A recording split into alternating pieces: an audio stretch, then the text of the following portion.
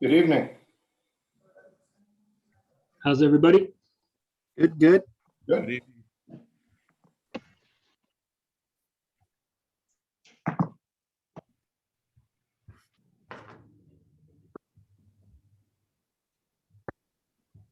Hello, everyone. Hello, hello. How you doing? Hi, Steve. Hi.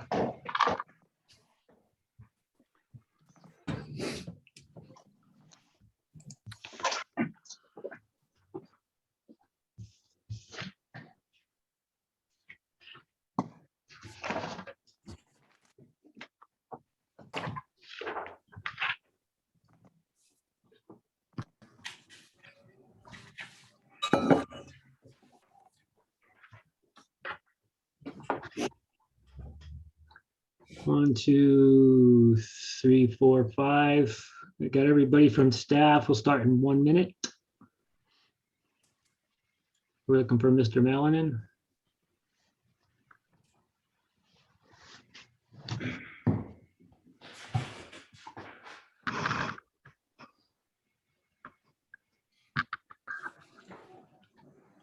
Hey, Greg, can you hear Yes. me okay? Yes, I can, Don. Okay, thank you. Just wanted to let you know I'm in a hotel in Athens, and so hopefully the sound comes through okay. I may drop off the screen because I'm sitting in the lobby. It's 4 a.m. Goodness. I was going to ask if it's Athens, Georgia or Athens, Greece. So that It interests is the, You beat me it is to the that one, cradle yeah. of democracy.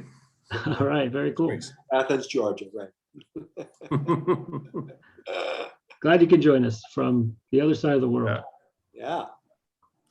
Are we just missing Bill? Yeah, he's coming. Okay, 6 o'clock. Right, Steve? That's absolutely correct. All right, I've got everybody. I hereby call the June regular board meeting for Bear Valley Springs Community Services District to order. Let's have a roll call attendance, please, Ms. McEwen. Director Grace, Here. Director Jensen, Here. Director Quinn, Here. Vice President Roberts, Here. President Hahn. I am here. Could we all please stand for the Pledge of Allegiance to this wonderful nation? Ready? Begin. I pledge allegiance to the flag of the United States of America and to the republic for which it stands, one nation, under God, indivisible, with liberty and justice for all. Thank you, everyone. May I hear a motion to approve our agenda for tonight? So moved, Mr. President. Seconded. Got a motion by Vice President Roberts and second by Director Grace. Roll call vote, please. Ms. McEwen. Director Grace, Aye. Director Jensen, Aye. Director Quinn, Aye. Vice President Roberts, Aye. President Hahn. I vote aye. That motion carries unanimously. Number 5 is public comments on non-agenda items. Back to Ms. McEwen. Members of the public may address the board on matters not listed on this agenda. The board cannot take action on any item that is not on the agenda. The board or staff may briefly respond to statements made or questions posed, or may ask questions for clarification. These items may also be referred to staff or scheduled on a future agenda. There will be a separate opportunity for public comment for each item on the agenda. Okay, let me. Here, I don't have any email, but I do have 2 raised hands. The first one is Mark, M-A-R-C. Do we have a last name, please? It's on Zoom, so there's no last name. Well, if it's a raised hand, maybe we could ask him. Sure. It's actually, can you hear me? Yes. Yes, Okay, I'm under my husband's account for some reason. Tracy, and the last name is Johnson. okay. Thank you. Sure. Go ahead, Tracy.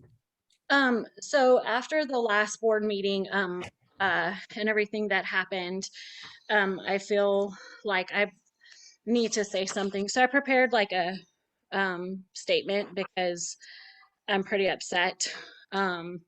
So I'll just start with that. So I'm the mom of the so-called helicopter incident on March 25th. The incident that was referred to at the meeting on May 13th when Mr. Denson verbally attacked our police chief. I'm here because I believe everyone needs to know the lengths that Mr. Jensen went to obtain our private information and use that information to contact us. He did so via private message on May 8th on Facebook at 4:47 p.m.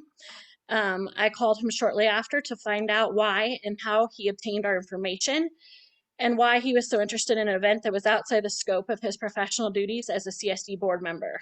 I felt interrogated. I was drilled about the number of minutes between the time I called, about the number of minutes between the time I called 911 and the time I spoke to someone at BVPD, and the number of minutes from the time I called 911 to the time someone showed up to help us. I kept explaining that I wasn't sure of the time because during an emergency, time often gets skewed. He was not happy with my answers, and it was clear there was a mission. I asked the purpose of the questions, and he said it was because he felt that paying $1.8 million for a police department to be on call and give us slow response times, especially when a child is missing, is not okay. He even stated that he believed BVPD wasn't on scene. I'm here to clear that up. Our police chief was the person I had initial contact with after the 911 call taker. He is the person who coordinated all of the help we received, and he showed up on scene once he could. He stayed with us for a brief time after everyone else left. Our family has no problem with how our situation was handled. In fact, we feel our police department did an excellent job. Our family's trauma has been blasted all over social media and at the CSD board meeting, with the details being released by Mr. Jensen. And although our names weren't released, as Mr. Jensen said to me, it's a small town, implying he knew who we were, which is not how he obtained our information. He also said that he got our information from a neighbor, which we believe is not true. Once our free information hit social media and we realized the false information was potentially causing harm to not just our family, but to the other families whose trauma was also being exploited to push an agenda, as well as damaging the reputation to our PD, we decided to come forward. After we did this, Mr. Jensen continued to message me with no regard to anything that I said about causing harm to our family. In our mind, this is considered cyberbullying, and our children are paying the price. We are now being approached in public by the community. We should be able to call 911 and not fear our trauma being blasted on social media in general, but certainly not from a CSD board member whose only concern is to dismantle our police department. That's all I have. Thank you. very much, Ms. Johnson. Okay, the next one is Kathy Carey. Good evening, everyone. Can you hear me? Yes. Sure can. I had a brief conversation with Greg Hahn and actually with Wesley Shyrock as well. I don't know if the district has ever considered having the BVSA manage the front gate as an amenity. But I think it's something that we might want to look into. As we know, they can increase fees accordingly to the needs. And that's pretty much what I wanted to say. Thank you, Kathy. We did have that conversation. It's an interesting topic we should probably discuss further. Yes. Okay. Kathy Kinnear. Thank you. I just wanted to thank the police chief for his service to Bear Valley and for his professionalism on the job. And I wish him all the best in his new endeavor. And I look forward to working with the interim chief and our successful hire of a new chief. So, Chief, thank you and good luck. Thank you. Thank you, Kathy. Christy, anyone else? There are no more hands. Right, moving on to our consent calendar, item number 6. Consent items are considered routine and are intended to be acted upon in one motion without discussion. During this portion of the meeting, the consent calendar will be read aloud. Prior to approval, the president will give the board, staff, and public the opportunity to pull any item for discussion. The remaining calendar will be acted upon. Any pulled items will then be heard and acted upon individually. A, approve minutes of the May 13th, 2021 regular board meeting. B, approve minutes of the May 28th, 2021 special board meeting. C, accept the register of warrants for May 2021. Would members of the public wish to pull any item A, B, or C? There are no hands. Would any board member wish to pull an item A, B, or C? Nope, I'm good. May I hear a motion to approve the consent calendar, please? So moved, Mr. President. Second. Now, a motion by Vice President Roberts and a second by Director Quinn. Roll call vote, please. Ms. McEwen. Director Grace, Aye. Director Jensen, Aye. Director Quinn, Aye. Vice President Roberts, Aye. President Hahn. Aye, that motion carries 5-0. Item number 7, disclosures by the Board of Directors. More reading practice for you, Ms. McEwen. Board members are asked to disclose any outside communication with individuals and organizations that have an action item on this agenda that pertains directly to them or their specific personal or private interests, and which communication is not included or disclosed in the agenda package, so that all interested persons have an equal opportunity to express and represent their interests. Anybody? No. Nothing to Great. disclose. Thank you, everyone. Item number 8, action items. Right. Item A, adopt resolution 20/21-23 to collect delinquent accounts for water, sewer, and refuse services via tax roll. Public hearing item. Mr. Jones.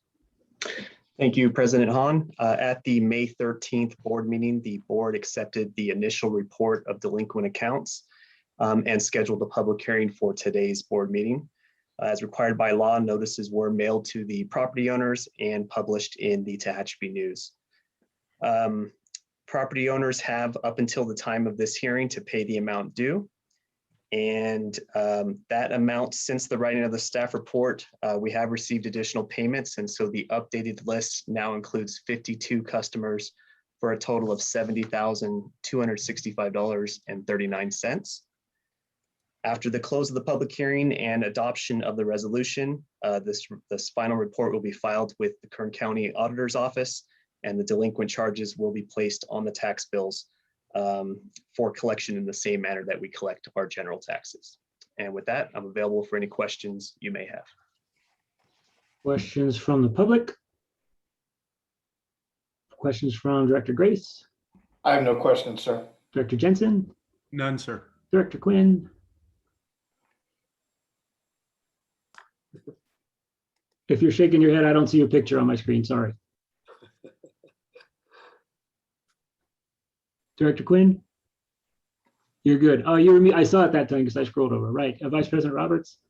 I'm good. I have no questions. At this time, I'd like to open a public hearing for the collection of these debts from the tax roll. The hearing is declared open. And we have to keep it open at least a minute. Thank you. Anybody have any music? Want to sing? Oh, I have a hand. Here we go, Ms. K. Judith Cagle? Yes. Hi, good evening. I'm going to help you fill you in it. Christy, the only person we can see is the person speaking. Is that the way the meetings are normally conducted, or are the participants usually all visual? Hamid? I don't know.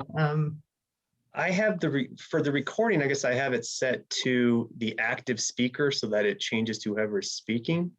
But I didn't think that controlled how everyone else viewed it, but I may be incorrect in that. Yeah, all we see is the person speaking. So that's all I had my hand up for. Thank you. Thank you, Ms. Cagle, for chiming in on that point of order. I accept that as a point of order. Can we overlap that minute, Christy, or do we need to start over? Well, I have no more hands, so I think we're good. Okay, Close it at 6:13. let's close the public hearing. The Just in case for the people watching, check for a setting that might allow you to view everybody or like all the small boxes. There may be a setting on your side, maybe not. I'm not as attendee, so I'm not sure. Right, the public hearing is closed for item A. I think what is next is to entertain a motion to handle that item. Mr. President, I would move the Board of Directors adopt Resolution 20-21 or 20/21-23, accepting the final delinquent utility account report and approving the collection of delinquent accounts for water, sewer, and refuse services via the tax roll. Second that motion. I have a motion by Director Grace, second by Vice President Roberts. Roll call vote, Ms. McEwen. Director Grace, Aye. Director Jensen, Aye. Director Quinn, Muted, sir. Please unmute and then say your aye.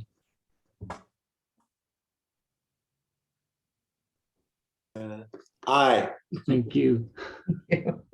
Vice President Roberts, Aye. President Hahn.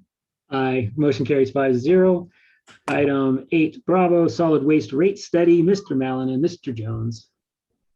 Mr. President, members of the board, at your meeting in May, you had received our preliminary draft of the solid waste rate study. As you know, that study took a look at the historical revenues and expenses for the solid waste enterprise, took a look at the future needs, and recommends as a conclusion an adjustment of those rates to fund the ongoing operations, the capital needs, and to maintain a reserve of at least 20% per district policy. One of the things that we were asked then to do, as we have with both the water and the sewer rate adjustment processes, was to solicit input from the community via some, in this case, Zoom meetings. And if I might, I don't know, Christy, if I can share my screen briefly. And let me stop. And then you can. Okay. If I might, can you see this, Mr. President? Yes. Okay, so this is the PowerPoint, and it is approximately 30 to 40 minutes long, so I am not going to go through the entire thing, but I will hopefully hit some highlights. This is the beginning of it on page 2. These were our goals from that, which is to inform the residents of the goals, which were operational costs, capital costs, reserve. Different from the water and sewer, we don't have any debt coverage ratio issue for those who had followed those. The study results and the recommendations. Real quick history. Our transfer station is a permitted facility under the state of California, originally constructed in its existing configuration of a below grade area for 40 or 50 yard dumpsters back in 1983. And it was a limited volume transfer station. It has since in 2017 been upgraded to a medium volume transfer station, which allows us now, rather than a 15-ton per day limit, which we were exceeding on a regular basis and caught the ire of the local enforcement agency, we now are permitted up to 99 tons per day. One of the interesting things is, I think the board knows, but it's in the report, and that is on our website, as is this presentation. The rates had not been adjusted since 2007. And in that time, obviously, there have been changes to our community. One that we could calculate here is and this goes back since 2014, based on our utility system, billing system, an average of 7 new homes. But what was more interesting was we went about trying to estimate the number of homes that had transitioned from a part-time or a seasonal use to a full-time use. And we hear it a lot from folks who have owned property here for years, but then finally retired here and now are here full-time. And we estimate that to be, over that 7-year period, about 400 homes. What that means is they were always paying the charge, weren't contributing. Now they are contributing. So we have effectively another 400 homes that have kind of come online, if you will.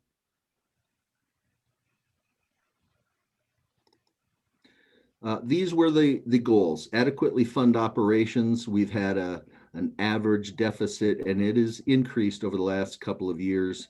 And so that is the first item. The second was normal capital repair and replacements. There has been virtually no expenses on the capital side to make improvements or replace equipment, literally during the whole 14 years, until we made the improvements back last year. The third one was the 20% reserve fund. That, as we have with the other utilities, it will not be there early on. It will not get to 20% because of item number 4, which is we're trying to accomplish the 3 goals with the lowest increase possible for our customers. So we will get there out at the end of this 5-year program and have that amount of reserve available.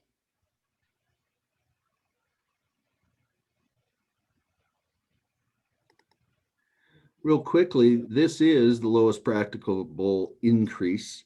We would go from our current rate up to 26, then subsequently 29, 31. And then over the last couple of years, it does not require an increase. So that there, it can stay at that level and should fund all of those goals.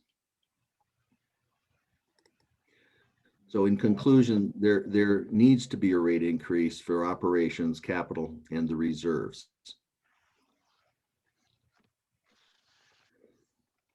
We held 3 outreach meetings, 2 during the day, 1 at night. We had approximately 10 people attend the first. Basically, no people attending. We had 1 resident come in about 10 minutes into it. We literally did not show the presentation because that individual had already been there at the first meeting. And then the third meeting, we had about 6 people. We also presented the solid waste rate study to our finance committee and our infrastructure committee for their review and recommendations. Both of them recommend approval to the board and to proceed as presented. I will say the one issue that I would categorize as substantive was whether or not, under Proposition 218, all properties in the district should be charged. And the difference there is approximately 2,700, 2,800 is 2,782, I believe we have. But if 3,500 of them ought to be charged for solid waste. We did have this reviewed by General Counsel. Their legal opinion is that we are not bound under Prop 218 to charge all properties. The amount that may be generated, because these properties do not have a home on them. Our billing system only charges properties that have a house. And so if you have a vacant lot, arguably, you're not generating household waste. It is certainly conceivable that you may be generating some green waste. So this proposed rate approach does not change the status quo. It does not add other vacant properties to the list for being charged the monthly rate. One of my responses, and I think it is a legitimate approach to the concern that vacant lots might generate a lot of waste, or probably green waste, is that we do propose in our capital that we will install an RFID operated gate in the future, and that is intended to control access to the site and limit it to our residents.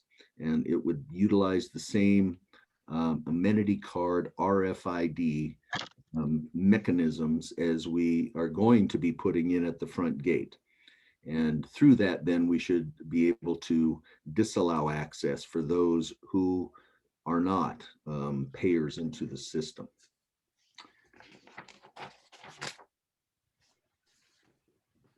I think that, Mr. President, members of the board, is it. We've included the Proposition 218 process for you. We would send out the letter and notice. We would attach then FAQs. We found and we believe that is helpful to help inform and educate our residents about the system and the rates and the proposal. Those will be sent out immediately, and we would have a 45-day period before a public hearing, which would be on the 29th of July. And if the rates are adopted, they would go into effect on August 1st.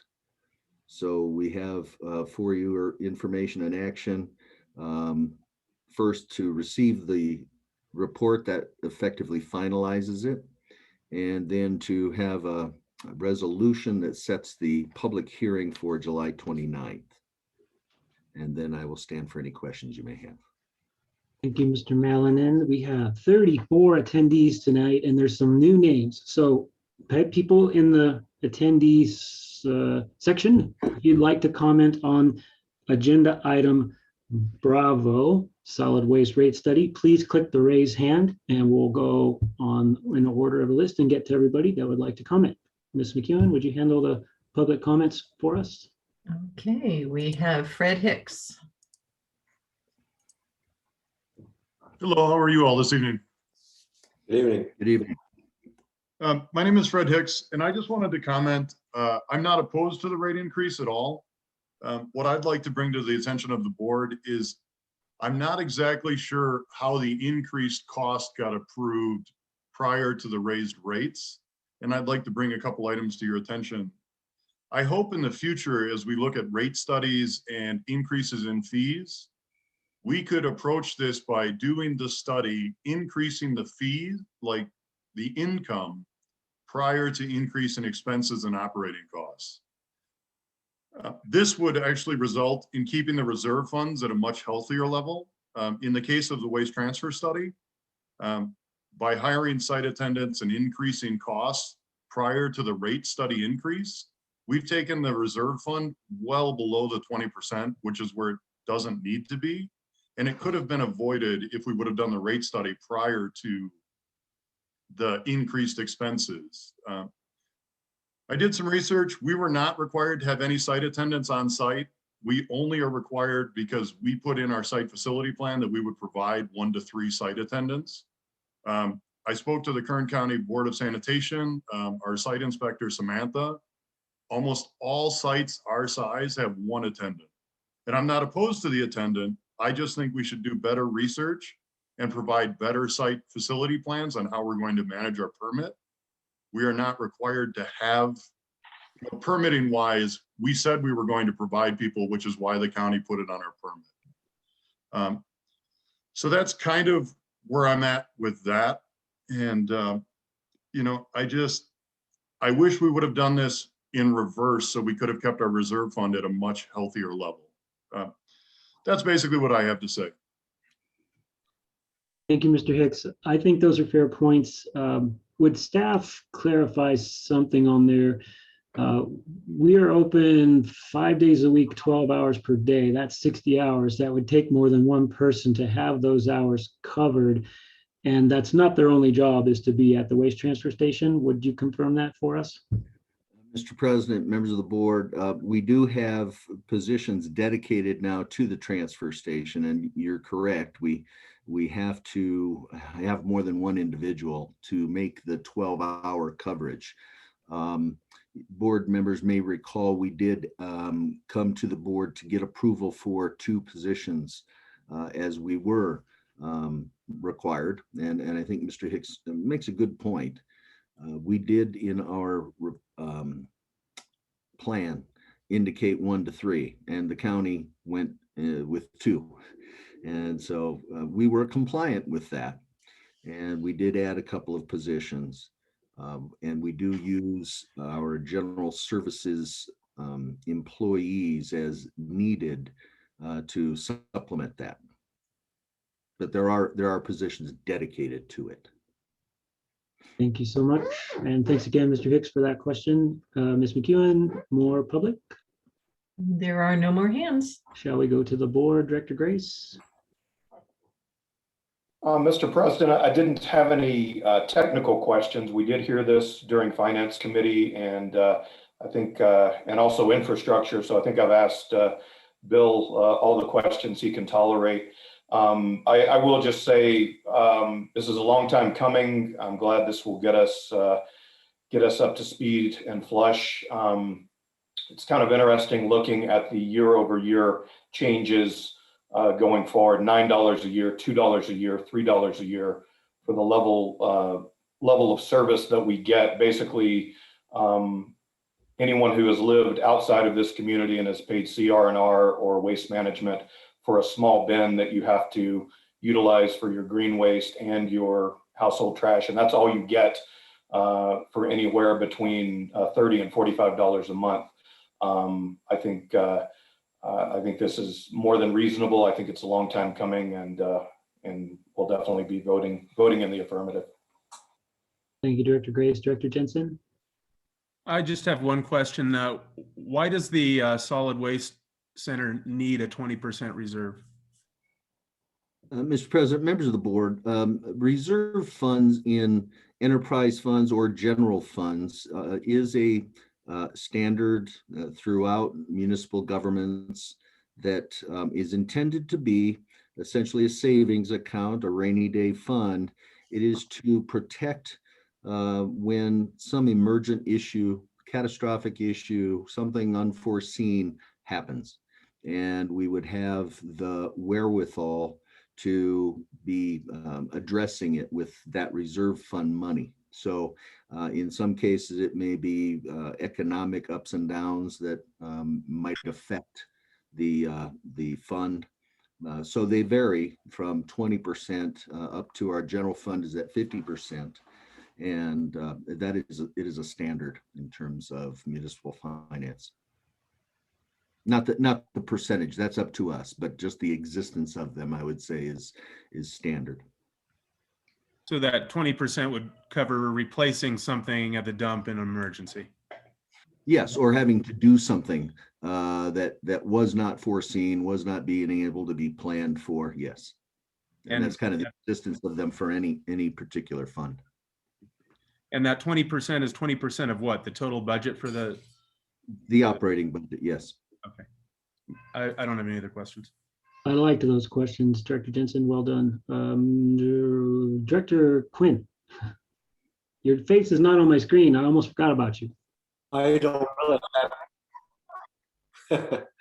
really have anything to add or question. I just parenthetically would say that Mr. Hicks is right. It sounds as if what he's saying is we waited too long to do this, and it would have been better if we'd gotten this done 3 or 4 years ago. And I think everybody agrees that it's time now.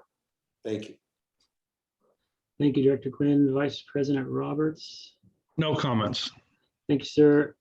If it pleases the board, there are 2 hands up again, and this is an important issue. We've already moved on from the public, but unless the board objects, I'd like to go back to the 2 hands that are up in the public. I got a Quinn, okay. Director Grace, all right. Go ahead. Ms. McEwen, would you open it back up to the members of the public who have their hand up? Okay, Fred Hicks is back. Oh, Sorry, I just wanted to comment on the question of the 2 site attendants. In the initial transfer station revamp, the issue of cameras and the RFID scanners came into play. And it was discussed that potentially that would reduce the number of staffing or could potentially reduce it. And that was partly why. I'm not saying we shouldn't have 2 site attendants, but that was actually brought up as a way to mitigate some of those costs. And then lastly, the thing I forgot to mention was fines. Fines were brought up as part of the justification for this. And I just want to make sure everyone's clear that the only fine that we've ever received for the transfer station is a $75 fine, according to the information that was provided in the open sessions. So we've only ever received one $75 fine. Thank you. Thank you. Anyone else, Christy? I think there's 2. Geva? Go ahead, Geva. Yes, thank you. Appreciate it. And yes, I agree with Fred's comment there, especially regarding the cameras and stuff. And, you know, when you talk about covering 60 hours and we didn't have any site attendance required, I thought that with the cameras and whatnot and the RFID, all the controls, the lessons learned, the fines, that we would just have the attendant come as they did before and take care of the trash, compressing it, loading it, but they didn't have to be there during the full 60 hours. So that's my comment regarding that. I had mentioned before about the 20% reserve, and I think, Bill, you thought you could look into reducing that because it's not like it's a big public works area that has lots of generators or pumps or other things that would be more costly that would account for having that much money. I don't know, but you thought maybe that would be something you could look at.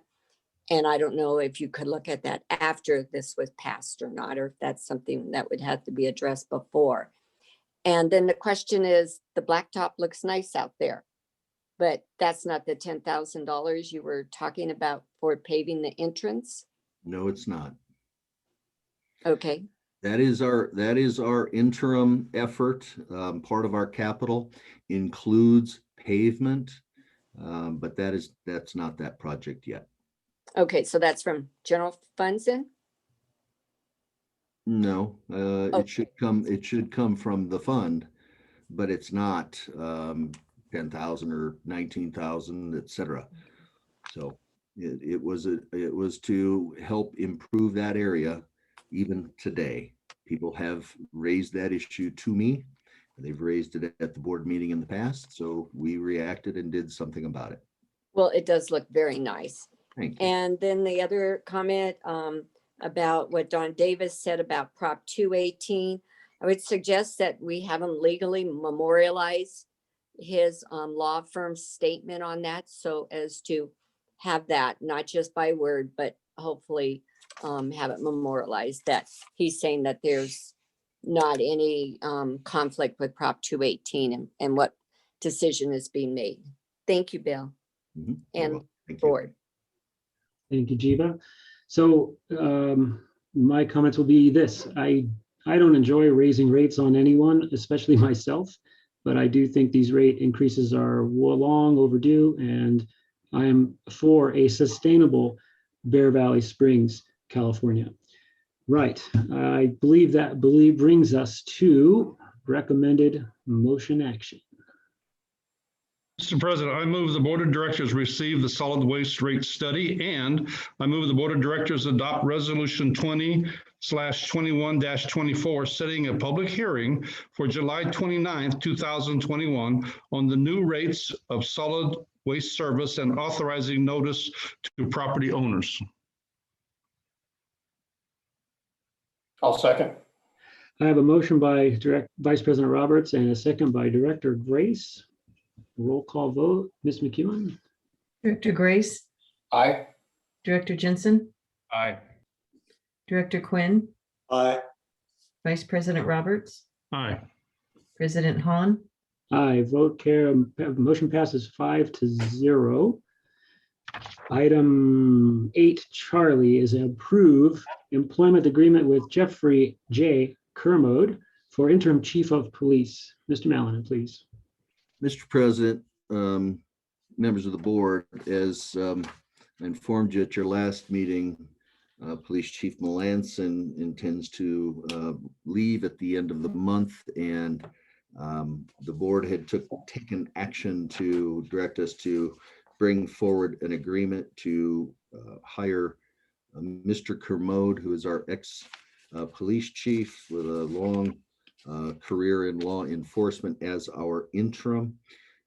We have presented you then with the interim chief of police employment agreement.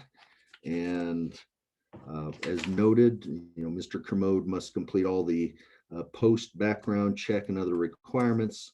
And so that would be one of the conditions then. And as far as fiscal impact, it really will not exceed our budget. And so we would recommend the approval of the agreement as presented.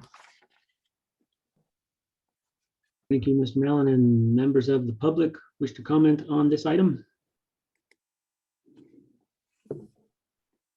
Geva? Quick question there, Bill. You said it would have no impact. Is it not less, more or less than our previous chief was paid? So is It there a is- savings because Yeah, he's retired? I don't know. Yes, ma'am. So the effect will be a lesser cost during the period of Mr. Kermode's employment compared to Mr. Melanson's, because of the benefits that Chief Melanson receives that Mr. Kermode will not. Thank you for the question, Geva. Any other hands? No more. Okay, Director Grace, I had no comments, sir. Director Jensen, With regards to completing all post-training and background checks, shouldn't that be done before we're entering into an agreement for employment? Well, I know Mr. Kermode is actively dealing with that from a perspective of if he cannot fulfill those. We have several weeks before Mr. Melanson leaves. So I'm hopeful that we will get that done. But in the meantime, I think it's recognized in the agreement that he'll be pursuing those. So whether it 6 of one, half dozen the other, Mr. Jensen, we could do this, but if he doesn't meet the requirements, then I think effectively it would be a moot point as to his role. I hope that answers your question. I think it would be appropriate to go ahead and just recognizing he has some work to complete, and that's part of the expectation for him to continue. Okay, nothing else. thank you, sir. Director Quinn, No questions. Thank you. Vice President Roberts. No questions. All right, I'm good. Let's entertain a motion for MC. Mr. President, I move the Board of Directors approve the employment agreement for Jeffrey J. Kermode for interim chief of police. Second. I've got a motion by Vice President Roberts and a second by Director Quinn. Ms. McEwen? Director Grace? Aye. Director Jensen? No. Director Quinn? Aye. Vice President Roberts? Aye. President Hahn? Aye. A motion carries 4-1 with Director Jensen in dissent. Item 8, Delta, cancel August 12th, 2021 regular board meeting. Mr. Mallon. Mr. President, members of the board, as schedules go, we have some conflicts, and we had a similar situation last year, and the board had canceled the August meeting, and we're suggesting that again. One slight difference is that to the extent that we have actions that would be required from the board, we do have a special board meeting scheduled for July 29th. So I'm hopeful that that would suffice in lieu of the regular meeting were something to be needing your approval. But otherwise, we would request this. The board had done it last year as well. So we would recommend the motion. I think all of Europe is off for August too, so I think you're okay. And comments from the public? None. Thank you, Director Grace. I had no comments, sir. Director Jensen, None. Director Quinn, None. Vice President Roberts. None. None for me. Let's have a motion. Mr. President, I move the Board of Directors cancel the August 12th, 2021 regular board meeting. Second. Thank you. Motion by Director Grace, but I didn't catch the second. Mr. Jensen, Mr. Jensen, second by Director Jensen. Ms. McEwen. Director Grace, Aye. Director Jensen, Aye. Director Quinn, Aye. Vice President Roberts, Aye. President Hahn. Aye. Motion carries 5-0. There will be no August regular board meeting. Item 8, Echo accept monthly investment report as of April 30th, 2021. Mr. Jones. Thank you, President Hahn. The item before you is the monthly investment report for April. It contains the balances for the district's investment accounts, and the balance is just over 8 million as of April, and that's an increase of 1.4 million for the month. In its operating accounts, we had a balance of 132,000, and that was a decrease of 529,000 for the month. Overall, the total balance was 8.2 million, and that's an increase of 884,000. The increase for this month is primarily due to the receipt of property taxes. The district receives the bulk of its property taxes in December and April, and that's the reason why we have the increase. So with that, I'm available for any questions you may have. Thank you, Mr. Jones. There's a big echo. I'm not sure why. If everybody can mute, that's not talking. Comments from the public? None. And Director Grace. No comments. Thank you, Hamid. Good job as always. Director Jensen. No question, sir. Director Quinn. I have nothing. Vice President Roberts. Thank you, Hamid, for all your good work, but no comments. Yes, thank you, Hamid. I'll entertain a motion. I move the Board of Directors accept the monthly investment report as of April 30th, 2021. Second. I have a motion by Director Quinn and a second by Director Grace. Ms. McEwen. Director Grace, Aye. Director Jensen, Aye. Director Quinn, Aye. Vice President Roberts, Aye. President Hahn. Aye. Motion carries 5-0. Item 9, procedural items. And item 9 alpha 1, or Roman numeral 1, presentation and appreciation and acknowledgement to Director Steve Roberts for service as a member of the Board of Directors. It is with regret that we accept the resignation of Steve Roberts from the CSD Board of Directors. His passionate engagement with his community will be missed. May no one question his motives for making this difficult decision, because good people always prioritize family above community and self. The plaque, I hope you can see, this is a replica, paper replica. Plaque is shaped like a scroll, both ends rolled up, which symbolizes a life that is unfolding with the past and the future hidden. We have all benefited from this chapter of your life's scroll, Steve. We wish you the best in all your future chapters. Director Roberts, in appreciation for dedicated service to the citizens of Bear Valley Springs, 2017 to 2021, Bear Valley Community Services District Board of Directors, dated the 6th of June, 2021. Thank you, Greg. I thought about this a lot, and I thought about writing something down, and you almost make me speechless now, but I decided to just do an impromptu thing, and it starts out with thank you. Thank you to all of the residents of Bear Valley Springs for being here and supporting the district. it's been a lot of work by everybody. I want to thank all the volunteers, you members that signed up for committees, that volunteered their time to help out. I want to thank all the supervisors and all the field people for their dedication and hard work over all the time that I've been here since 1998. Our indoor staff is so dedicated. I mean, you just have to be able to see it like I have seen it to recognize what a great group of people that we have working so hard for all the residents here in Bear Valley. I just want to give a shout out to that. Shout out to the board of directors for being, for donating all of their time and all of the hard work and throughout all of the months of the year.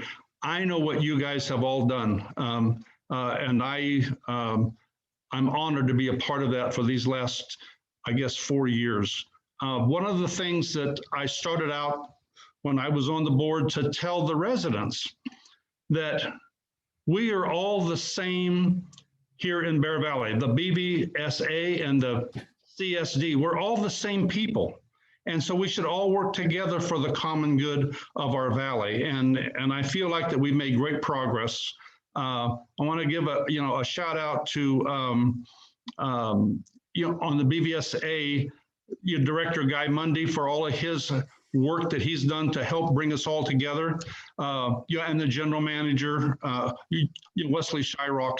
It's what this valley, why it's so great is because we have some great people here. Please continue the efforts. I do have to leave, and I'm sad I have to go, but you have to do what you got to do for your family. And so this will be my next chapter of my life. But this has been a very important part of my life these last 4 years serving on the CSD board of directors. And so I just want to say thank you to everybody. We have the right general manager now. We have accomplished a lot in the last couple of years. So please, board, keep it going. I have all the confidence in you to do what's right for the valley. Let's keep everything that we have together. And so I'm going to say thank you and goodbye. I'm going to recuse myself for the rest of the meeting because we're going to have interviews. I will become part of the audience.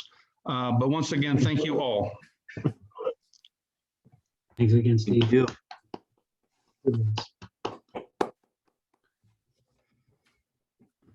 I pushed the paper version of your plaque through my camera, through the internet, and into the office where you are. Did you get that? I got it. Look at this. There it is. It arrived. Thank you. There it is. Very well done. Thank you, Director Roberts. Thank you. I think Christy is going to shift me off now. Okay. Bye, Steve. Bye.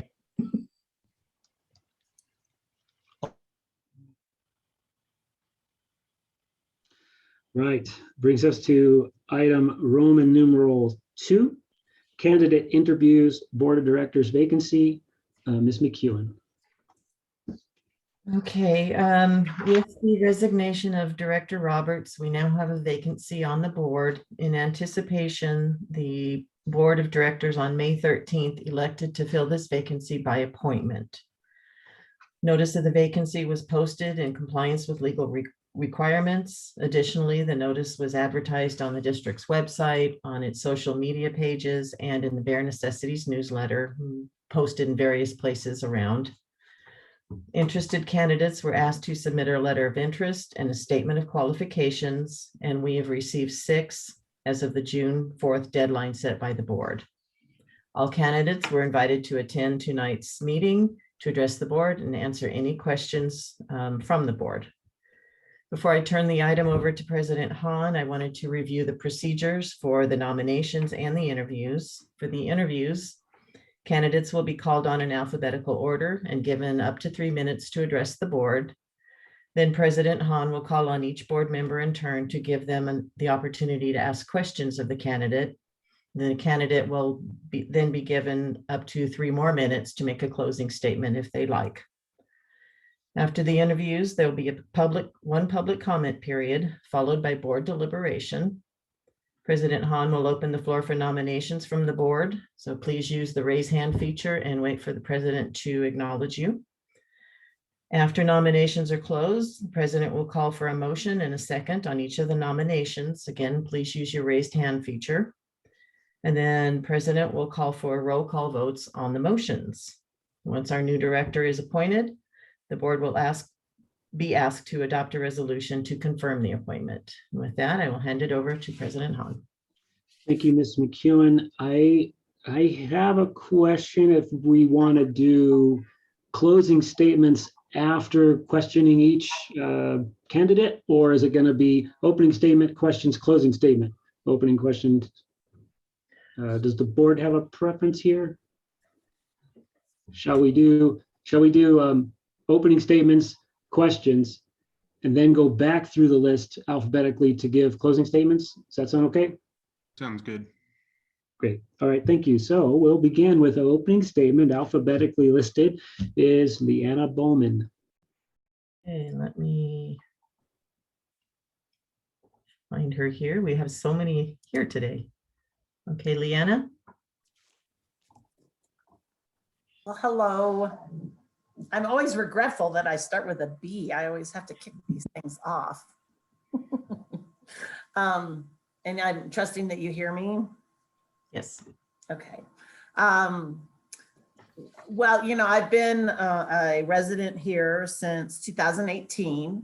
So I'm on the newbie side, not a long-termer. I'm in my second term of serving on the finance committee, helping out there. I have just a lot of interest. I know that there's a lot of big challenges coming forward for our community. And I would just like to be a part of that, the solutions to that, and participate in that and be a positive influence. I really appreciated Mr. Roberts' comments of we're one community and trying to come from a place of just always unity and respect for everybody who is living here and how we move forward for the security, strengthening our infrastructure. So I think I want to keep it short. I don't even want to go the whole 3 minutes, but my desire to keep Bear Valley what it is that I thought I was moving into, I'd like to keep it in that spot. And I really do believe that it takes a willingness to put yourself out there and participate. Thank you, Leanna. I appreciate you being here. Questions alphabetically from the board, starting with Director Grace. Leanna, I just had a single question. What kind of skills developed during your time as a teacher would you bring to the position of director, and what would you find beneficial in that skill set? Oh, as a teacher, well, I think part of as a teacher, part of my skill, both as a teacher and I do a lot of faculty training, is my skill is breaking things down into smaller bites that make it a little more palatable or understandable for people. I think that a lot of the issues that are going to be coming up for us are going to take a good portion of educating our community for the need for why we have to up our maintenance of our infrastructure and what it's going to take as a community, and digging down deep, all of us, to accomplish those things. Okay, thank you. Thank you, Director Grace. Director Jensen. Yes, good evening, ma'am. Hi. What is your understanding of Proposition 218, and why is it important to homeowners in Bear Valley Springs? Well, I think the importance of that proposition is to make sure that there are some controls over where we can go with our our fees and how we manage ourselves. And I think that's part of what's important here is we're kind of walking the line between looking at increases and changing how we do things, but of course we have to do so within the legislation that is set aside for us.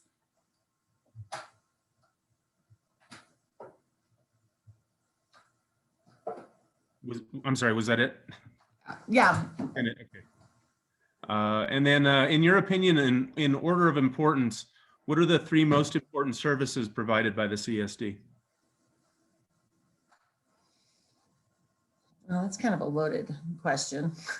I mean, I think I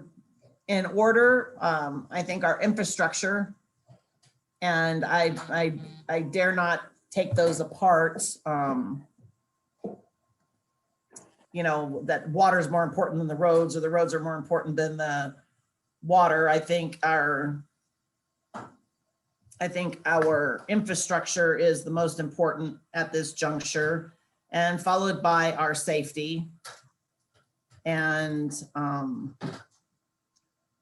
preserving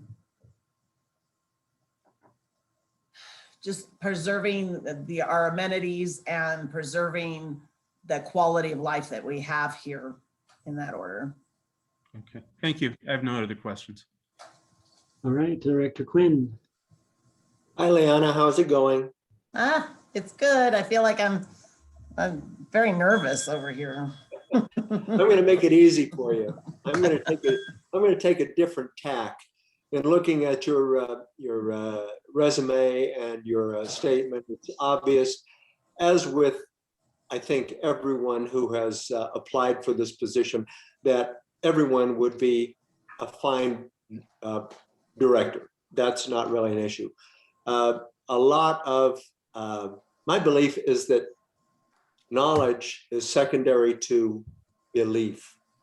I think belief guides people far more than what they've learned in their lives. And some people start out with beliefs and they never change them.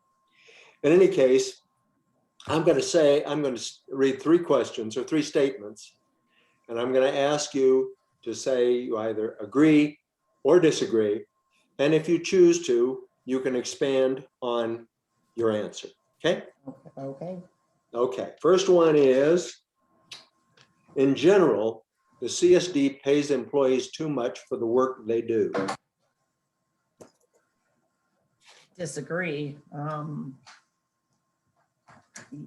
Well, I think you can't short sheet salaries, especially for key positions. I think it's important to recognize the experience and the work and reward it with, an appropriate wage. And I do not believe anybody in our district is overpaid for what they do. Okay, thank you. Second statement is, CSD wastes too much money letting street water leaks go too long.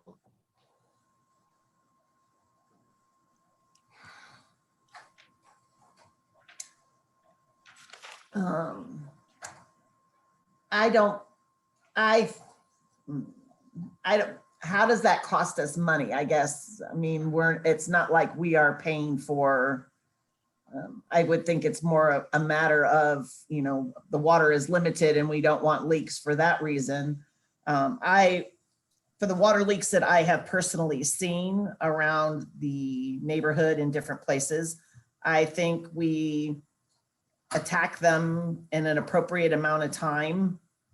I'm sure that they are prioritized by the level of the leak, because I know that we have leaks, more than one leak at a time to address. So I'm sure there's some sort of triage that goes on with that. I think in places where we have regular breaks, and I just actually last weekend, somebody was talking to me about a certain break that they felt has been addressed already like 5 times. And, why don't we fix it so that isn't broken anymore. And I think that's a much more complex answer of, shoddy workmanship, or we're not paying attention to the contractor who's doing it and not getting our money's worth.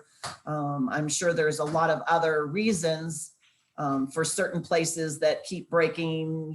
Is it geologically is there a lot of movement? Is there a lot of other things going on? And I think that that's not an easy question just to answer in one quick statement. That's okay, thank you. Third statement. Bear Valley's crime rate is so low that we do not need our own police department. Well, I would say that part of our crime being low is that we have our own security. I think we're going to see with the ongoing effects of COVID and people being out of work, we are going to see an increase in crime here as much of the nation, as people, crimes of opportunity, crimes of need, people that don't have enough, we're going to see more of that. But having our own police departments, we are that by just square footage and by the number of people here, we are a town. We are our own. I just don't see how we can effectively provide security for everybody who's here with like a private security firm who doesn't really have the right to do law enforcement items. I've lived other places where there's been a contract with the sheriffs or an outside, another entity like that. And I'm sure that might work just fine. But it seems to me we have all the infrastructure and we have the play in place, and we've been doing this since this has been founded. And I like the response times, and I worry about that if we start to look at outside sources, that we are not going to get the kind of coverage and immediate response that we are going to need for our safety and our coverage. And I don't find out of the whole budget, I don't find that this is an inappropriate amount of money for the security of our community. Okay, thank you. All right, very well done, my colleagues on the board. Ms. Bowman, I wanted to just comment quickly about your, when I read in your CV about baking bread for the humanitarian group. Thank you so much for those kinds of services. I really appreciate them. And you said you were working on your doctorate, and I'd like to just ask what your dissertation will be on. My dissertation is a process review for my company where I work on online course developments and simplifying and improving that process. Very good. Thank you so much. Please stand by for closing statement after we get through the other 5 candidates. Okay. All right. Thank you, Ms. Bowman. Next, alphabetically, we'll have an opening statement from Jay Carlyn, please.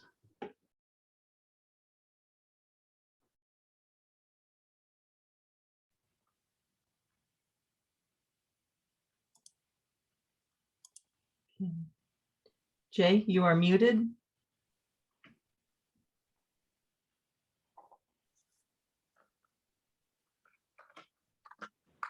There we go. There you go. We good? We can hear you. Thank you. Staff, board, CSD employees, and the public. Thank you for accepting my application to include my experience noted on my resume for the open seat on the board. A little bit about myself, currently a 16-year full-time employee for Rain for Rent, employed as the Vice President of the Western Division. Currently married for 38 years to my wife, Lori.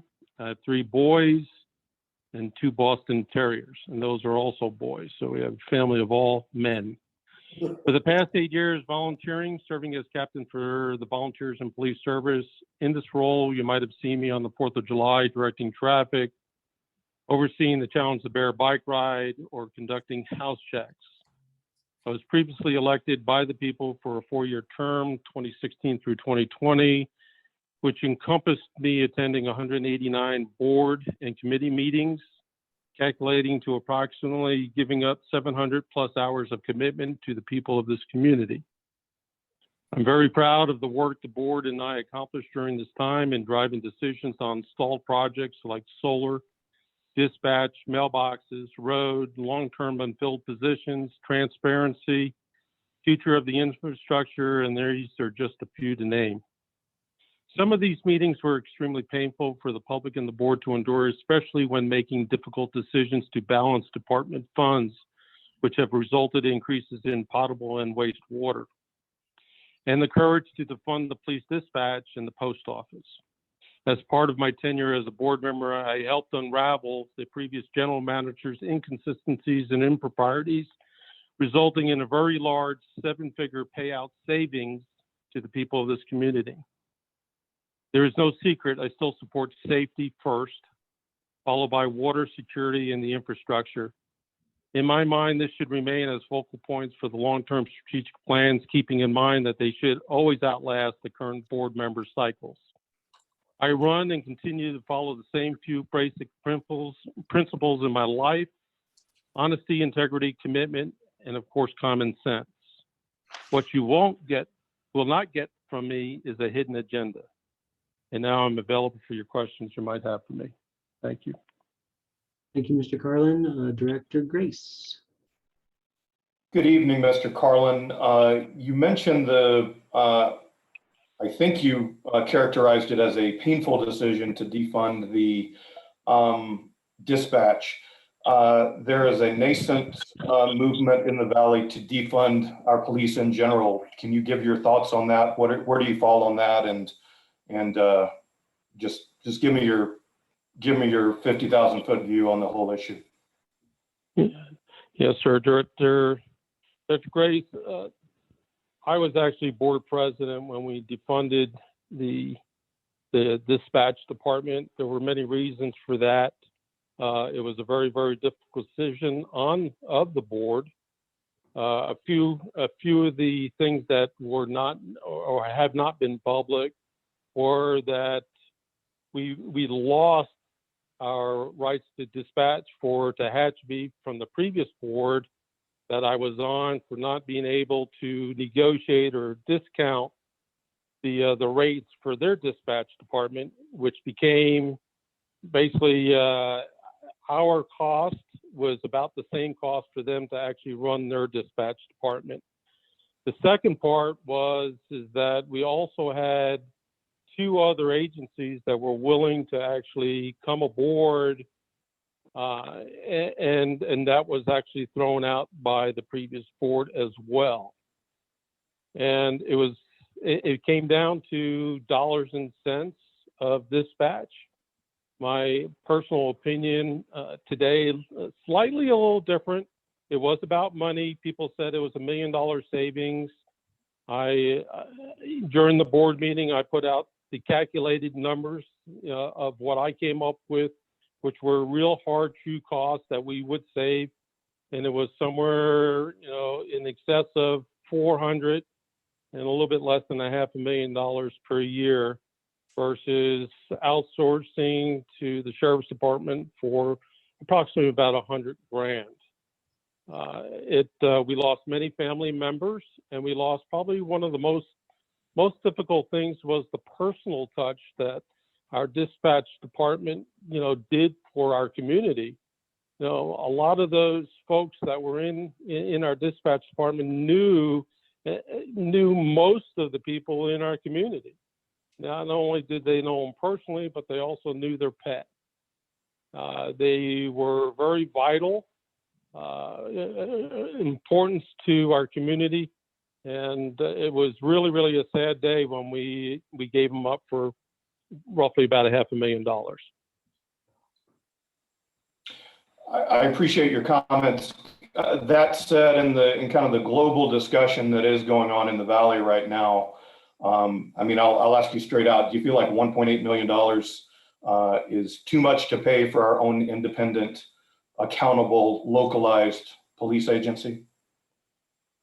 I do not. It's when you actually really drill down on the $1.8 million, there are certain dollars that would not go away anyway, even if we outsourced. And I am 100% in favor of maintaining and keeping our police department. They do an awesome job. They're a great job. They're on site. They're here. Obviously, as I alluded to earlier, I am a volunteer in the police, department.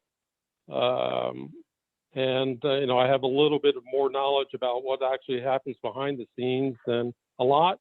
Piggybacking off of, a comment that was made earlier, I really do believe that, because we do have a local police department, that our community is better and well served in a more timely manner.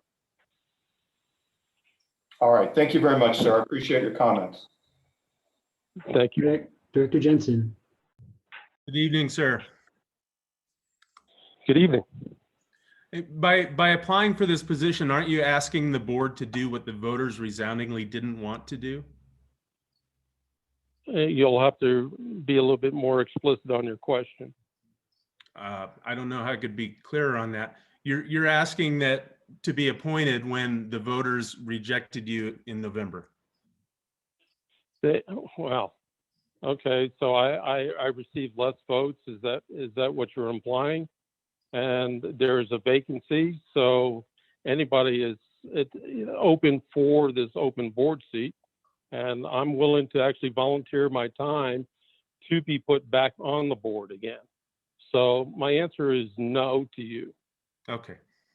As a member of this board, you signed a letter of support for ACA 1, an assembly bill that proposed to weaken Prop 218 by reducing the approval percentage required to raise taxes or create new taxes from 2/3 majority to a 55% majority.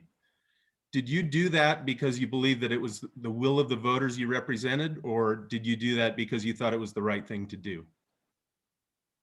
I felt that it was the right thing to do. So the people that you represent, it didn't really matter?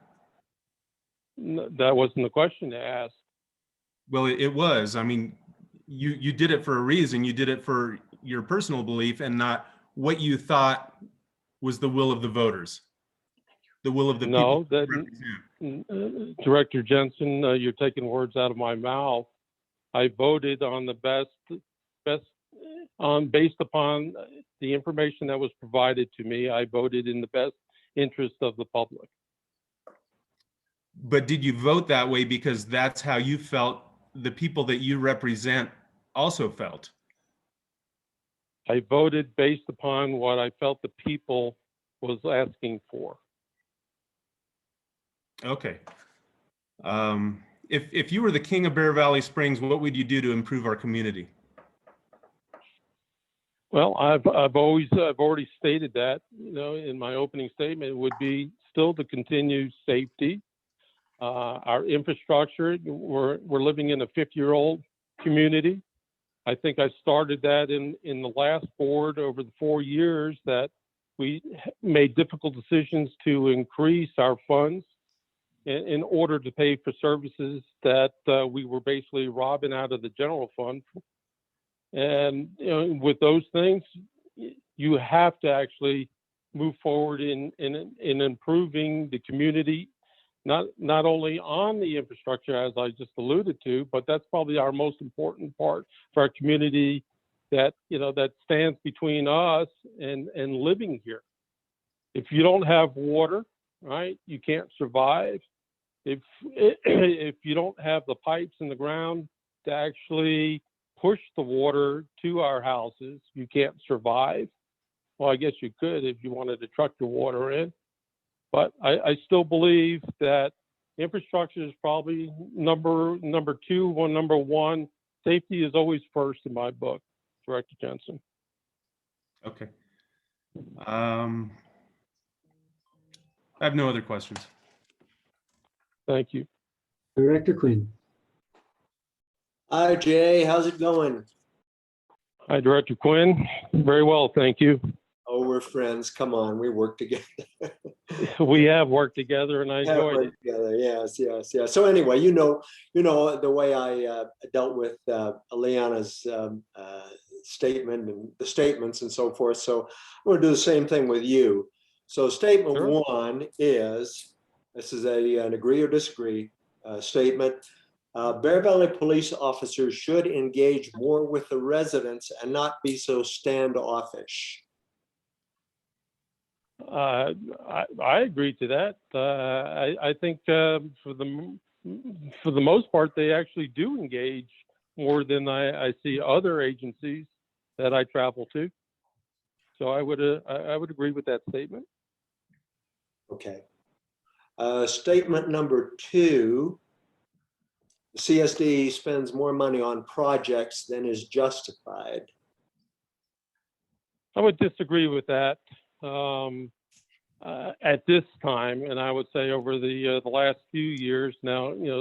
Going back before that, I think we did spend an enormous amount of money, and I'm going to say some of it being wasted, but that was based upon some of the falsehoods and statements that were coming from the previous general manager, making us believe that things were getting accomplished and they weren't, which actually ended up costing UI and the rest of this community funds that we shouldn't have had to pay for.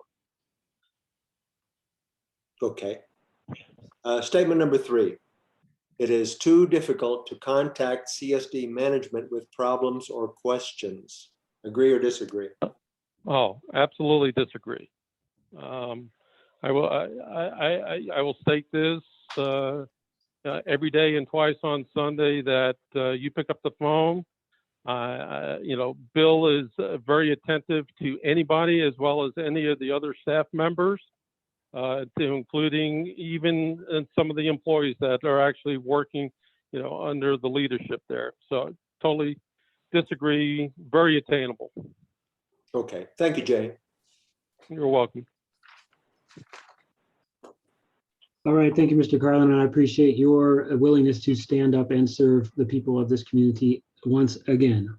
Please stand by and we'll go through the rest of the candidates, and then you'll have a closing statement opportunity later. Thank you, President Hahn. Next on our list is Geva Frevert.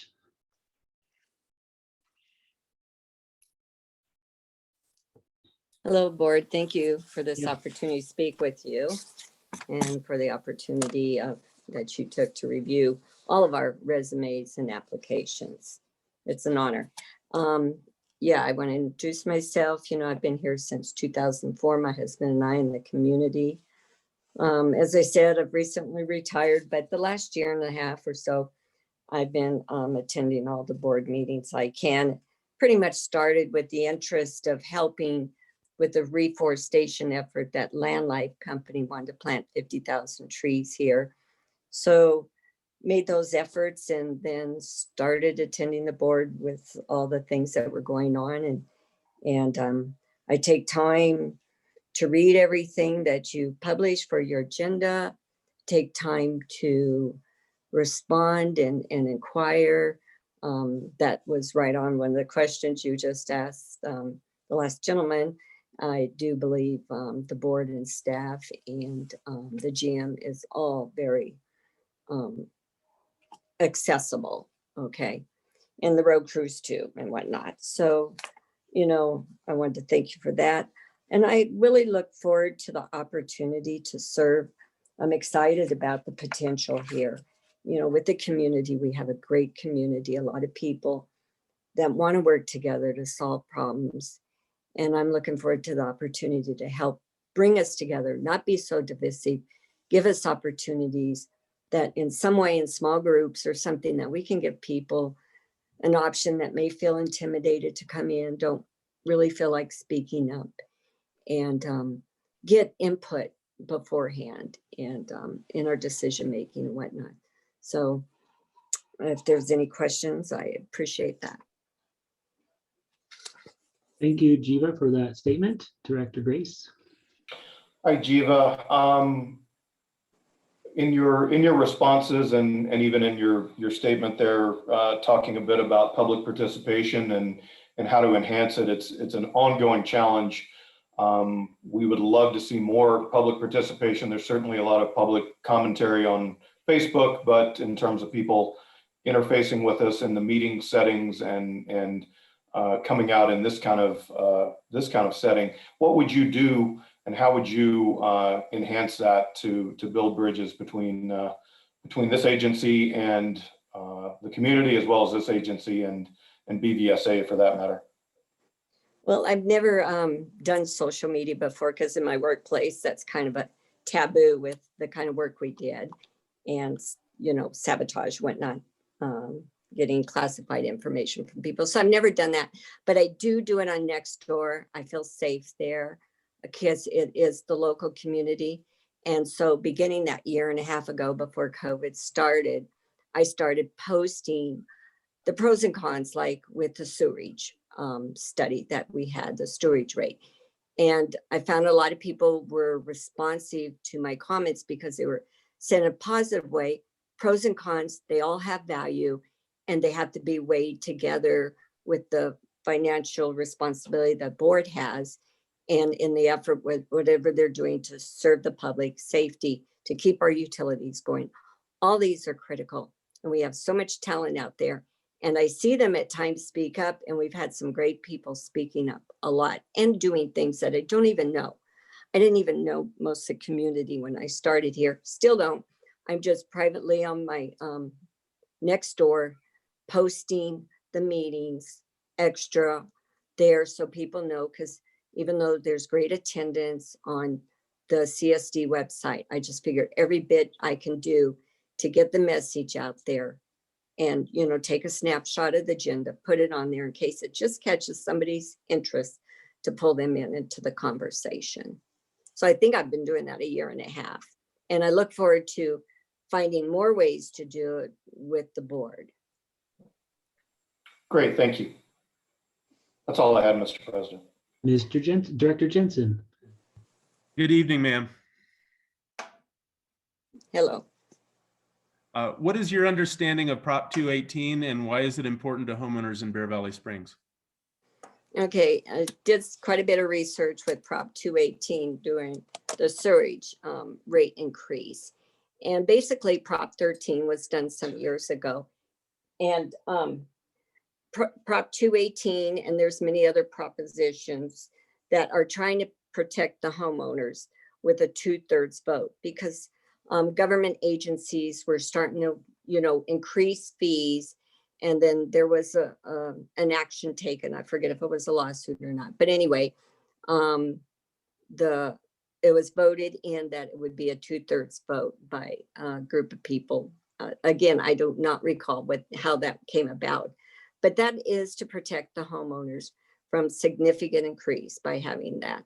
So that's my familiarity with Prop 218, and that's why I've kind of been concerned about it here and making sure that we're always taking the most legal, best advice, which Don Davis is providing, but it doesn't hurt to always ask and question those things, because we got to protect ourselves also from any liability of not following Prop 218 to the letter of the law. Thank you. If you were made Queen of Bear Valley Springs, what would you do to improve our community? Wow, that sounds so far-fetched, sorry. Wow, I would just love for more people to come together. And I think we can solve things. I think we can resolve things and be respectful to each other, and just see that we each have different opinions, but they all have value.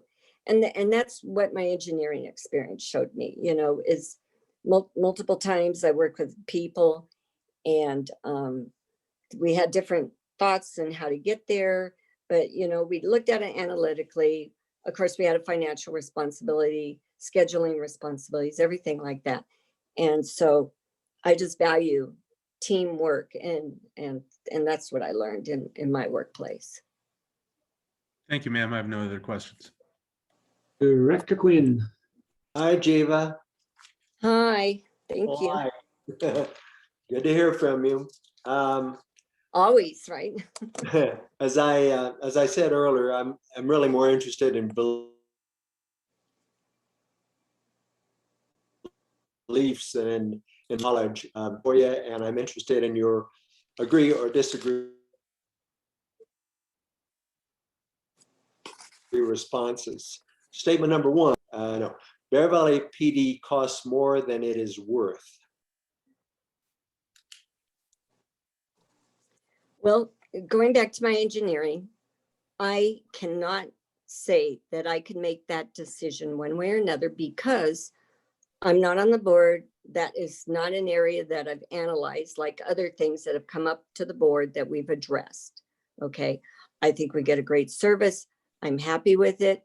But, you know, if you were to show me the pros and cons, as a board member, I'd have to be, you know, expected to look at everything.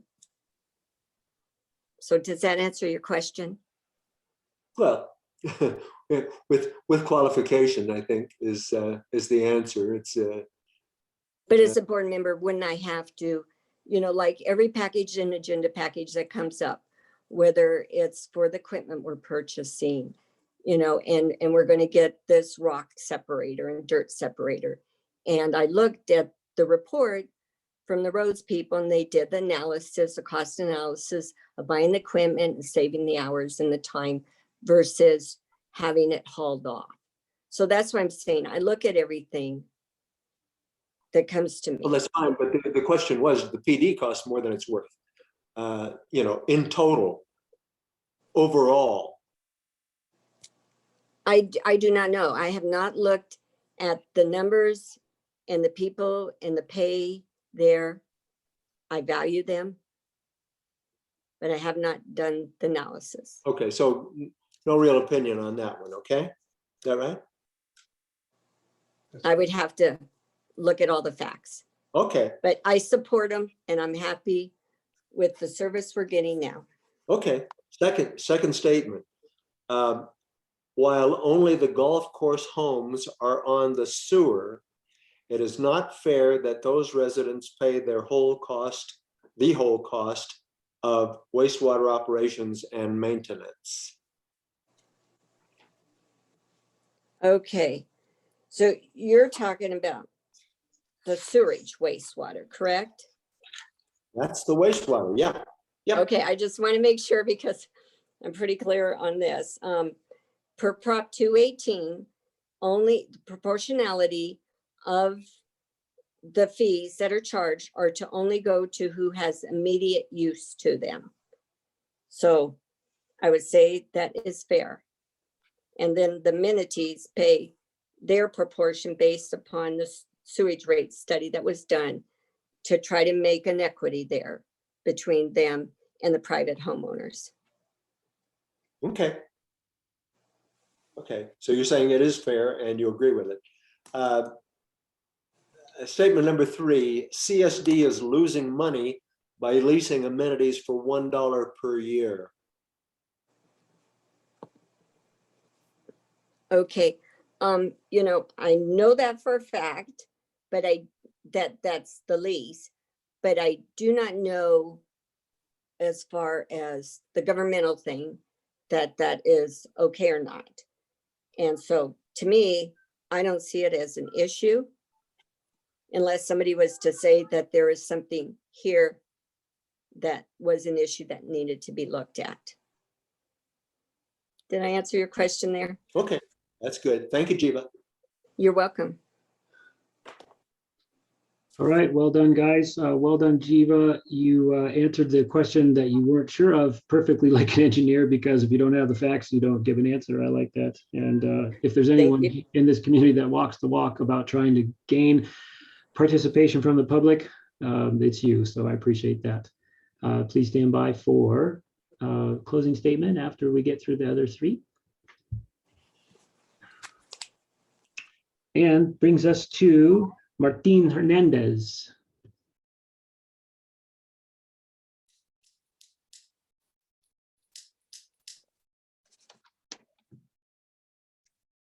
Okay, he's ready.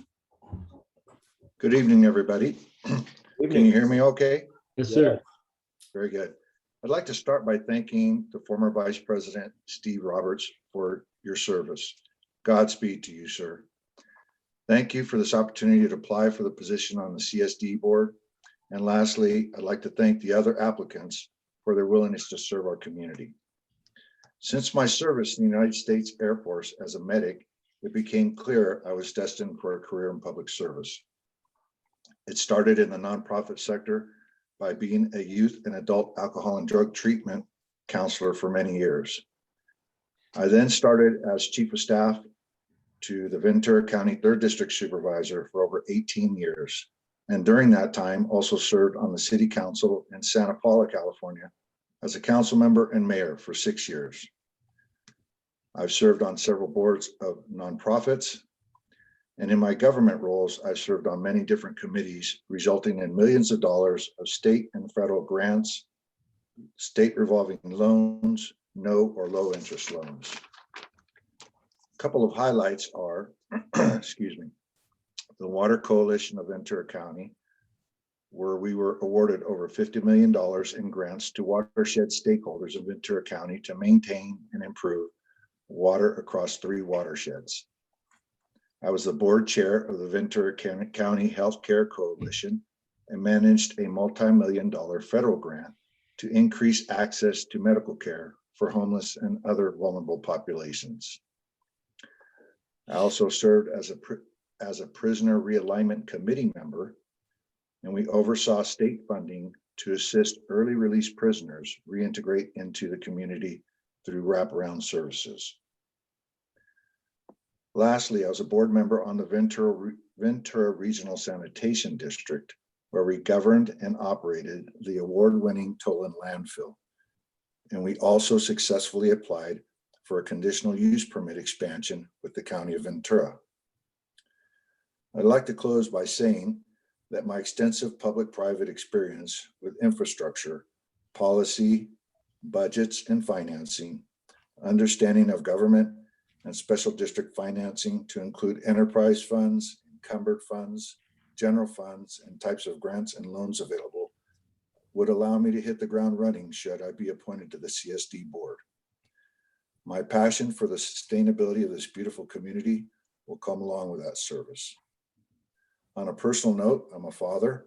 I have 3 sons, 7 grandchildren, and I currently am the commander of the Bear Valley Springs Veterans Association in my 2nd term as commander, and I've been retired for 3 years. Thank you for this opportunity again. I'm available for questions. Thank you, Mr. Hernandez. Director Grace. Yes, Mr. Hernandez, good evening, and would like to first say thank you for your service both to our military and also in your council and executive experience in the public sector. CSDs under California law are very distinct from city government, and I'm just wondering how you would see first of all, how you would see your experience both at the executive level in a city government and at the council level translating to a smaller community, but also what would you see some of the potential challenges or opportunities that the CSD structure provides compared to a traditional city charter government or other city structure? Well, thank you for the question, Director. I found that my city council and quite frankly, the chief of staff position and watching all the multiple board meetings that I participated in, really translated very well for me when I was serving on the Ventura Regional Sanitation District, which was a special district. And, parliamentary procedures, obviously, investment, presentations of our investments, management of staff, implementing of our policies, reviewing our budget annually and looking at infrastructure and capital improvement projects, equipment replacements, all those things really translated quite nicely from the city council role to the special district I served on. So I find a lot of the acronyms, the language, the policy decisions and those kinds of things, resolutions and so forth, all, even though I've retired, I haven't purged it all. So I'd like to put it to good use here in my new hometown. Great, thank you. That's all I have. Thank you, sir. Director Jensen. Good evening, sir. Good evening. As a city council member and mayor of Santa Paula, how did you confront issues of city management not acting in the best interests of the residents? That's a good question. I appreciate that. You know, in the city of Santa Paula, what we did was we obviously did an annual performance review where we all had an opportunity to have input and set goals, milestones for that city manager. However, if it became a issue, a pressing issue, then we brought that up, quite frankly, on our one-to-ones we'd have weekly. I'd always have a one-to-one with our city manager, obviously reviewing the agenda for the upcoming meeting, but also personnel issues and, quite frankly, performance issues. One thing that I found that I really have learned to appreciate over my time in public service is accountability. I can't express that enough. Accountability for me is front and foremost. You know, our constituents, our consumers, whatever you like to call them, depend on us to provide a service for the taxes they pay. So they deserve the best service possible. And I've always made it a point to make staff at every level, including myself, accountable to the public that we serve. Thank you. I appreciate that. No other questions. Thank you, sir. Director Quinn. Good evening, Mr. Hernandez. Good evening, sir. How are you? Fine, thank you. Do we need Good. to address you as commander, or how does this work? In this setting, you can just address me as Martine, but thank you for asking, sir. That's fine. Okay. I gather that you've followed what we've done the first three self-nominees. Yes, sir. I have some statements for you, which I would like an agree or disagree answer and elaboration if you feel it's necessary. Very good. Number one is Bear Valley's crime rate is low because we have our own police department.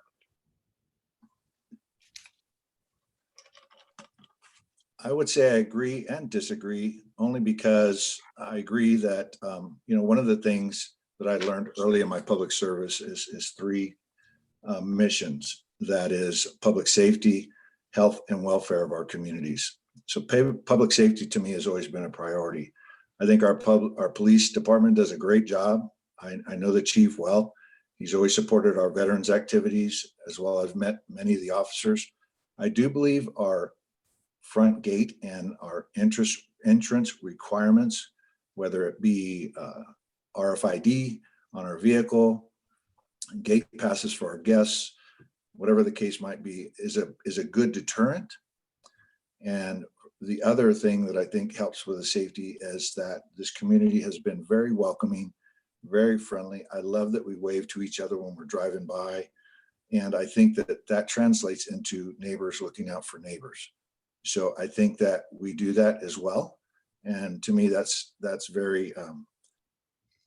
very peaceful feeling whenever my wife and I are here at our home or we're on vacation, knowing that our home is safe. So there you go. Okay, thank you.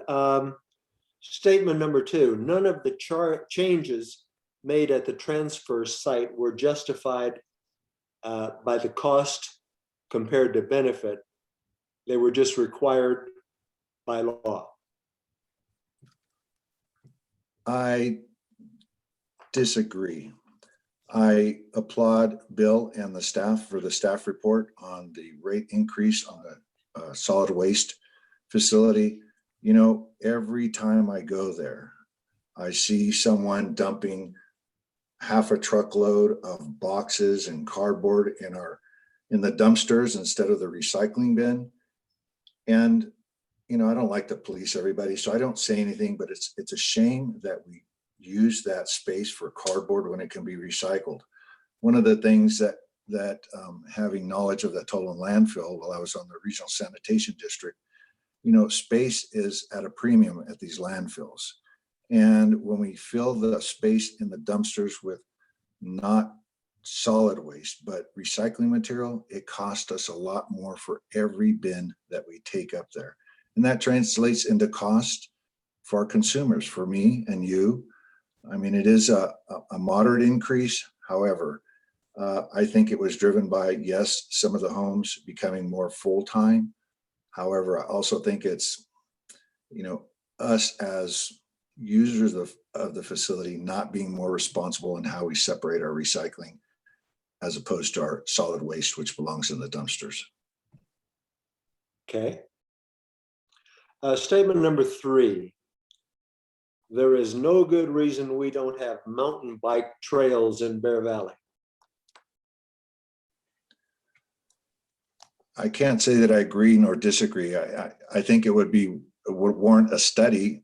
I think, first of all, one of the beauties of this community, although I don't participate in it, is it's a very equine friendly community. And I don't know how well the horses would interface with the bike riders.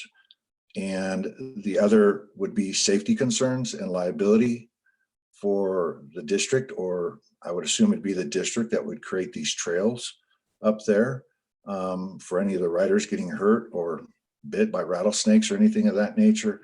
There's probably safer and better locations for bike trails than in Bear Valley Springs.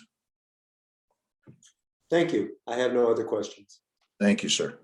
Guys, well done again. Mr. Hernandez, thank you for all of your service to this great nation everywhere across it. Well done, and I salute you. Thank you, President. Yeah, please stand by for 2 more people and then come back for a closing statement. Very good. Thank you. Thank you, sir. Mr. David Marino is next on our list. Okay. Can you hear me? Yes. Oh, fantastic. Well, thank you for the opportunity, guys. Ladies and gentlemen, I really appreciate that. I'm going to give you a real brief opening here. I want to thank Leanna Bowman for being the first out of the gate. What a gutsy move. Sorry you had to be first, but you did very well. Jay, thank you very much for your volunteering. 30 years of marriage, got you beat by 5 years.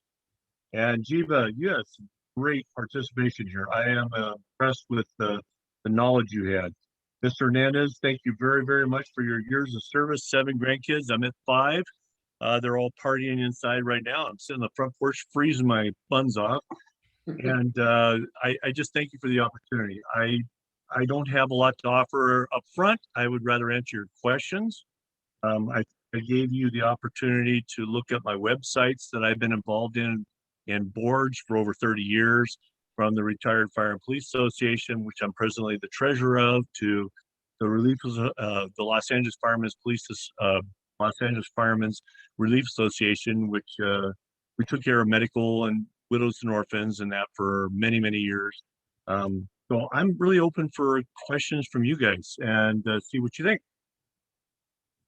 All right, I'm sure my colleagues will grill you. So we'll start with Director Grace. Look forward to it.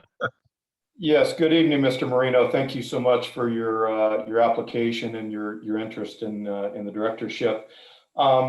This is kind of piggybacking on a question Terry had asked earlier of one of the other applicants. Knowing your background in personnel and employment representation, what do you, I think Terry asked an agree or not agree question, but what do you see as the linkage between salary, benefit, quality of life of our employees as compared to our obligation to manage budgets and provide the best stewardship of our funds for the community? How do you find that balance, I guess, is what I'm really trying to ask. Well, I think actuarials are definitely the way to go. I have observed many of the employees here. I've only been up here 17 months. My wife and I moved up here because of my grandkids. They're across the valley here, only 2 miles away. And observing the employees, and I have no doubt that actuarials are the way to go as far as to pay versus labor and their responsibilities. As responsibilities grow, pay should grow. We talked about the PD quite a bit. I've listened to quite a lot of the questions about the police officers. I believe strongly in the safety And if it requires a few extra dollars to make sure that we are safe in this community, I have no problem with that. All right, thank you very much. Thank That's all you. I have. Director Jensen. Good evening, sir. Yeah, man. Thanks for being here. Just one question. What is your understanding of Prop 218 and why is it important to homeowners in Bear Valley Springs? You know, every one of these candidates have answered pretty much the same thing, and I agree with them. It's based on the protection of homeowners, and that's what it's about. It's not what 1996, I think it was. It was presented, and its bottom line is just to protect the taxpayers, so that we as CSD, Bear Valley Association, we can't go in there and just arbitrarily raise rates without doing their due diligence. Apologize, my tongue's tangled. But that's pretty much what 218 is to protect the taxpayers. Thank you, sir. No, thank you. Director Quinn. Okay, Mr. Marino, this is it's David. It's David. Okay, David, this is going to be 3 statements, agree or disagree, and elaborate if you choose to. Yes, sir. Statement number 1 is, if I can find it, quote, "We will never get past temporary fixes on infrastructure problems because the percentages for approval of special taxes and special assessments are too high." Okay, one more time so I can understand the question. We will never get past temporary fixes on infrastructure problems. Okay, I can answer your question. Okay. That comes from, in my opinion, that would be from a person that has a lack of knowledge, that has not read what you have put out. For instance, the dump. The dump is very clear. If you read what was proposed by Bill and his entire staff, and we all know Bill is not the star here, it's all his staff that makes him look good. But the bottom line is, if you read the details, it's real hard to argue with what the proposal is asking for. So I would answer to that individual or those individuals, you need to read, listen, and understand. We're not going to kick the can down the road today like it's been done maybe in the past, or overlooked, or wasn't done properly. We can name blame all day long. Bottom line, do the research, read, understand, let the professionals present you the facts, and then make a proper decision. Thank you. Just for clarification, the question was special assessments and special taxes, not fees. Okay, special assessments and special taxes. That still needs to go to an actuarial. It still needs to go to the approval of the voters and with the facts. I think, does that answer it?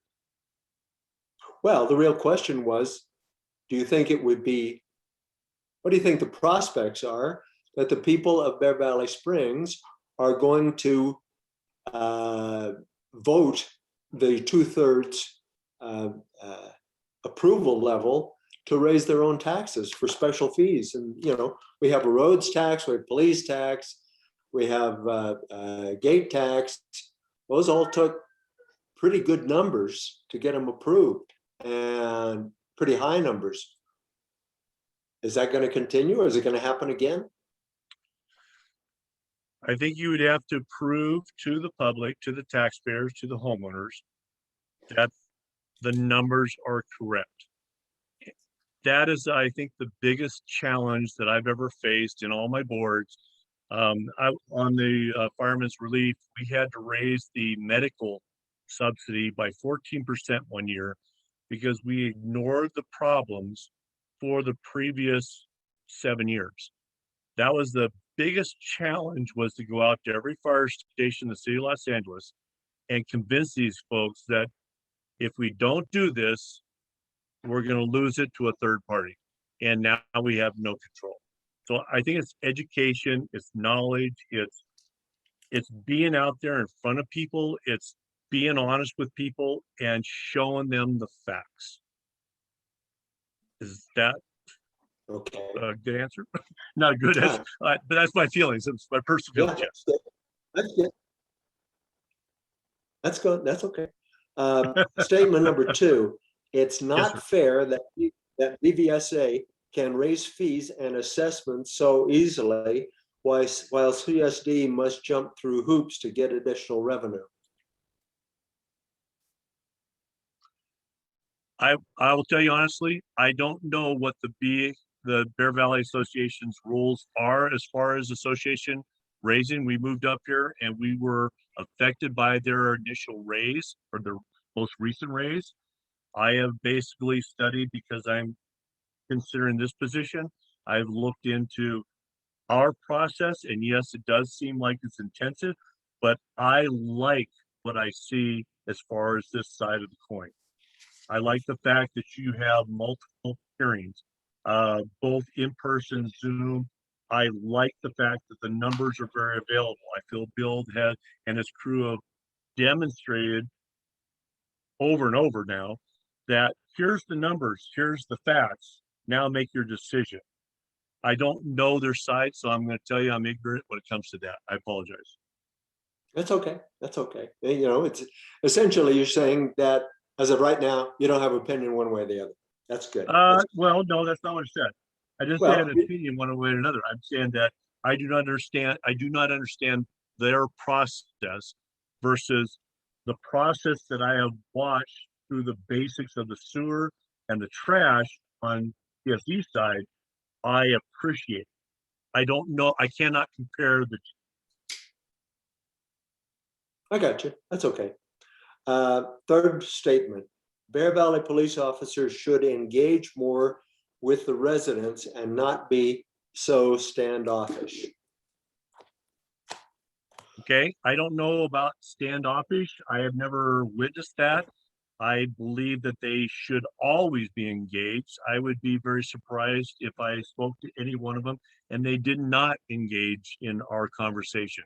So far in my contact with 2 of the officers, along with the Rangers, I have no complaints.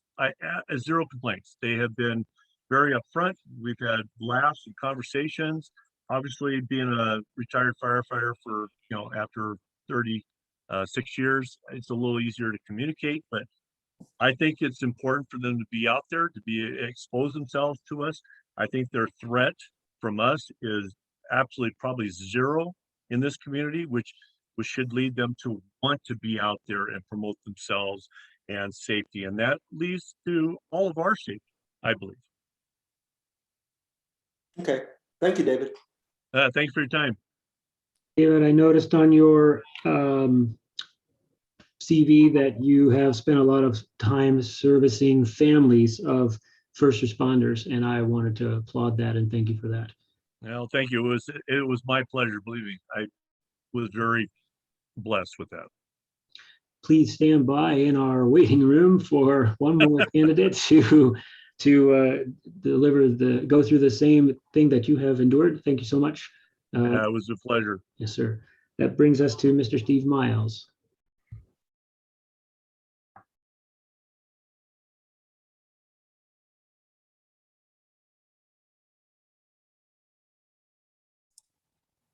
Steve, you're muted.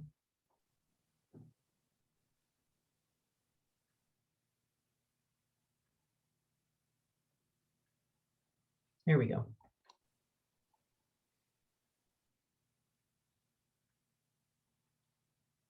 Steve, can you hear?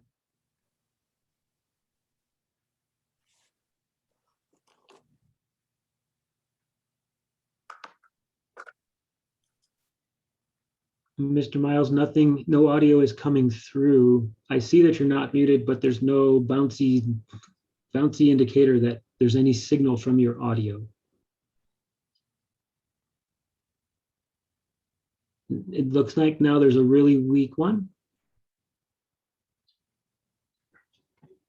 Or maybe that's just my eyes. I don't hear you at all. We'll stand by for a second, see if we can work out the technical issue.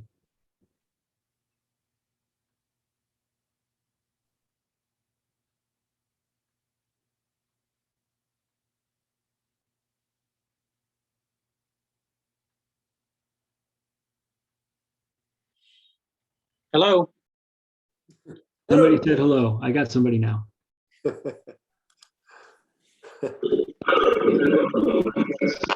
Hi, can you hear me? Yes, sir. You, Mr. Miles, the floor is yours. Can you hear me now? Yes, Yeah. sir. Thank you very much. Good evening, everyone.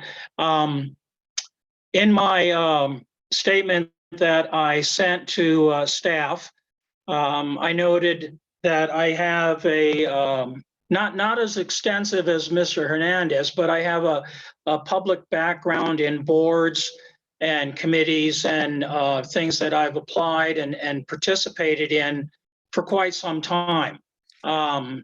School site council at Cummings Valley School comes to mind as something that gave me a lot of insight into how long things take to get done through the government. I'm also a veteran, served during the Vietnam War as an air traffic controller for 8 years in the Marine Corps and the FAA. So again, governmental experience there. I'm a 20-plus year resident of the community, been married for 30 years this November. And was, when we first moved here, ran for the BVSA board because of the financial situation that the association in when we moved here. No reserves, very poorly run, people using the amenities with no repercussions for not paying their fees. Which all changed after that by the board members that were elected. I participated in the playground committee after that, and the playground equipment you see at the Whiting Center and Cub Lake was something that I participated in. So I've been here a long time, I've seen a lot, and I want to be involved. And I'm completely retired, so I'm available. So I'll give the floor to you and hopefully answer your questions. Thank you, Mr. Miles. Director Grace. Hi, Steve. I would just ask, do you have any wisdom that you've gleaned in a couple of board runs, most notably the recent election, that you feel would benefit you in a position as director?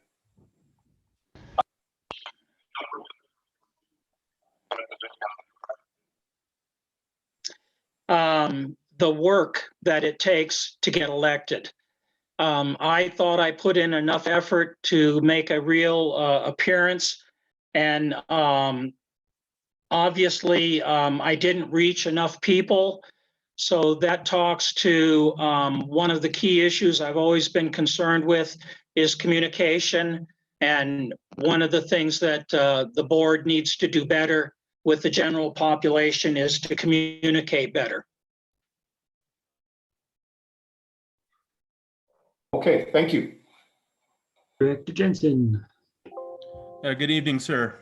Okay, thank you. You're welcome. Good evening, sir. Good evening. I believe in your package that you presented when you're talking about being a member of the I believe in your package that you presented. What did that include? When you're talking about being a member of the Got bad crosstalk. Okay, you broke up a little bit. Can you repeat that, please? Yes, your package mentioned as a member of the BVS Playground. Yes, your package mentioned as a member of the BVS Playground.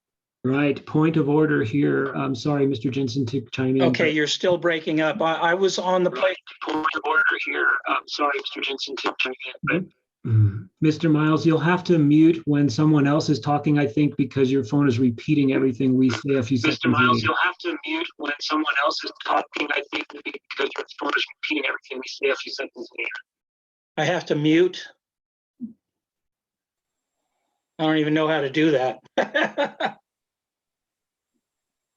Everybody else, make sure they mute. Maybe that'll solve it. Okay. I can mute. Everybody else, make sure they mute. Maybe that'll solve it. Okay. Yes, Christy, please. Mr. Miles, we're just going to mute you while we talk, so because there's a big feedback loop. Back to Director Jensen without delay. Okay, we'll try this again. So as a member of the BVS Playground Committee, I was just wondering if you could elaborate what that involved. And I wanted to ask if you had any involvement with the detachment from Tehachapi Valley Parks and Recreation District.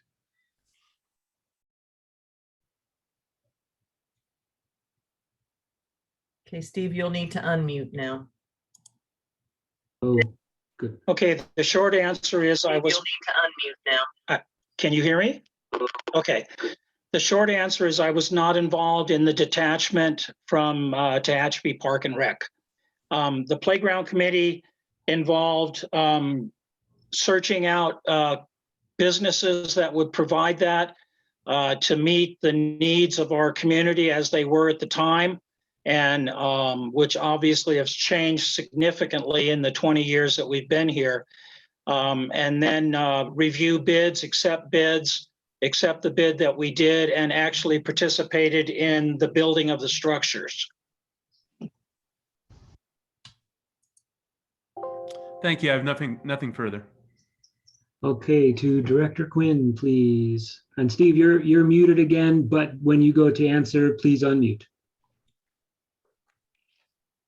Okay, Steve, hi. First statement, Bear Valley PD costs more than it's worth. Agree or disagree?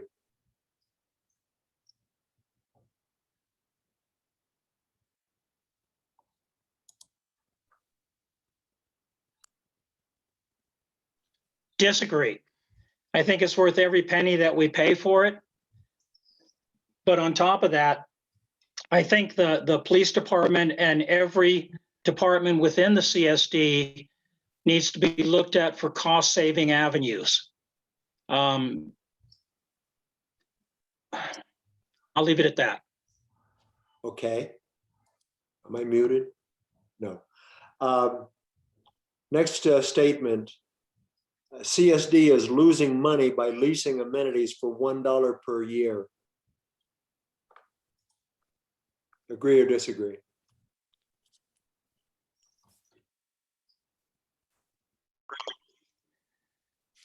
I'm kind of in the middle on that. It's been $1 a year for quite some time. There's no reason why it couldn't be looked at, generate some more revenue, which the CSD sorely needs. It's just another option to look at. I really believe we need new streams of revenue, and that's just one choice. Okay. Statement number 3. We will never get past temporary fixes on infrastructure problems because the percentages for approval of special taxes and special assessments are too high.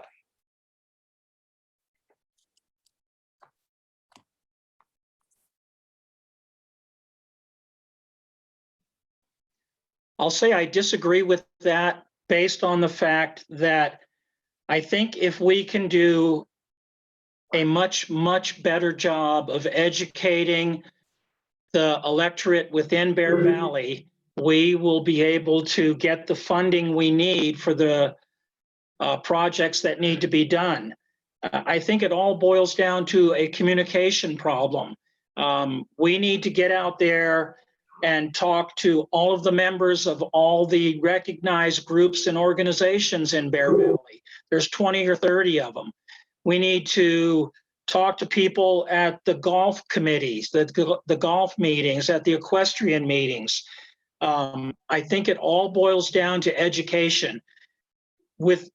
I don't know how long it's going to be, but if we don't find more streams of revenue, Bear Valley is not going to exist. We'll end up going back to the county because we can't fund the projects and the committees and the police department. And it may be a while down the road, but if we don't take action now, there's a foreseeable possibility of that in the future. Okay, thank you, Steve. Christy, leave Steve here. I'd like to propose that, and see how just a thumbs up or thumbs down, how do my colleagues feel about doing the closing remarks in reverse alphabetical order? Thumbs up or thumbs down? Thumbs up, thumbs up. All right, that's unanimous. Let's do closing remarks. from each candidate in reverse alphabetical order. So it's still you, Mr. Miles. Closing statement, please. From each candidate in reverse alphabetical order. So it's still you, Mr. Miles. Closing statement, please. Thank you. There are a number of really qualified people that have for this position. I feel that there may be those that are more qualified for me, but I feel that I have, through my past experiences of being on boards, have the ability to foresee the need in the future rather than being reactive. I would like to be proactive. I've been here 20 years. I've seen what's happened. We've got to make some changes, and I'm on board to do my best to work with everyone to try and make it happen, to keep us solvent. Thank you. Thank you, Mr. Miles. I appreciate you being here. That brings us to closing statement from Mr. David Marino, please. Can I just ditto Steve? I think you guys got your hands full. There are pretty damn good candidates here. I'm impressed by everything I've heard. I would not be disappointed to lose to any one of them. You guys got my resume. You've seen what I've done. You know what I've accomplished in the past. I live here. I've always believed in being a part of where you live. And you know what? Good luck, guys. This is, you guys got your hands full. Thank you for your time. Thank you, Mr. Marino. Martin Hernandez, please. Closing statement.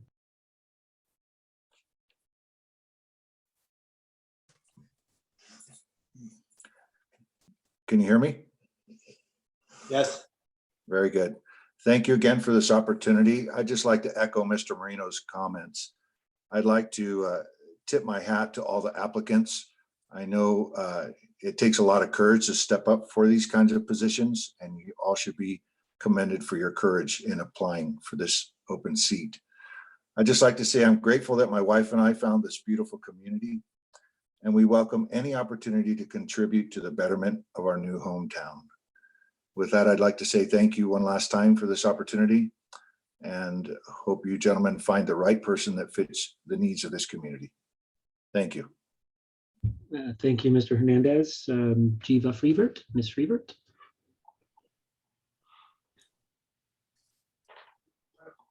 Thank you for that. And I agree with all the previous applicants and really appreciate the opportunity. And I just want to reiterate my commitment to the involvement in this community, and that I have been really involved the last year and a half, as much as I could before. When I was driving 3 hours a day, it was kind of difficult doing those late night board meetings till 11 or 12 on occasion. But I really look forward to the opportunity of bringing people together. Before, when I was a young engineer, or I should say a new engineer, I worked with several other engineers that were all senior.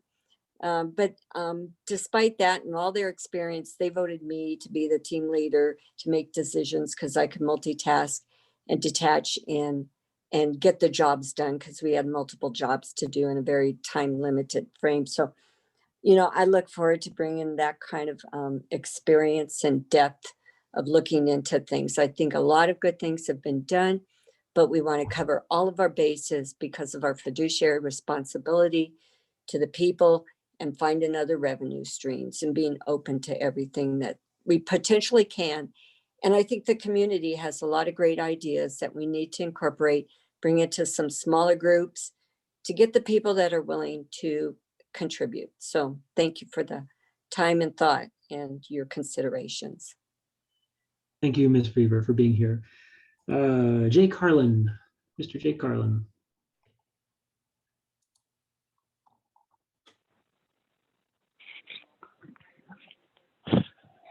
Thanks, Mr. President. The filling of this position completes the vacancy not to overlook the long hours and dedication the CSD staff and their employees put into keeping this community thriving in the place that many want to live. I also applaud and graciously thank the other 5 well-qualified candidates that put themselves under the eyedropper and spotlight tonight to help support our community. Steve, my prayers go out to you and your family and wish you the very, very best. Always feel free to reach out to myself and family for anything you might need. And thank you for the service and commitment you provided our community during your tenure of the board. To the board, staff, public employees, I assure you that my commitment has not changed on providing a service to keep in our community the best hidden gem. Doing what is right and not what is easy is the difficult part, and ask the board of directors to entrust me in seeking your vote of approval to fill the now open seat. Thank you, Mr. President. Thank you, Mr. Carlin. And Ms. Leanna Bowman, please, your closing statement.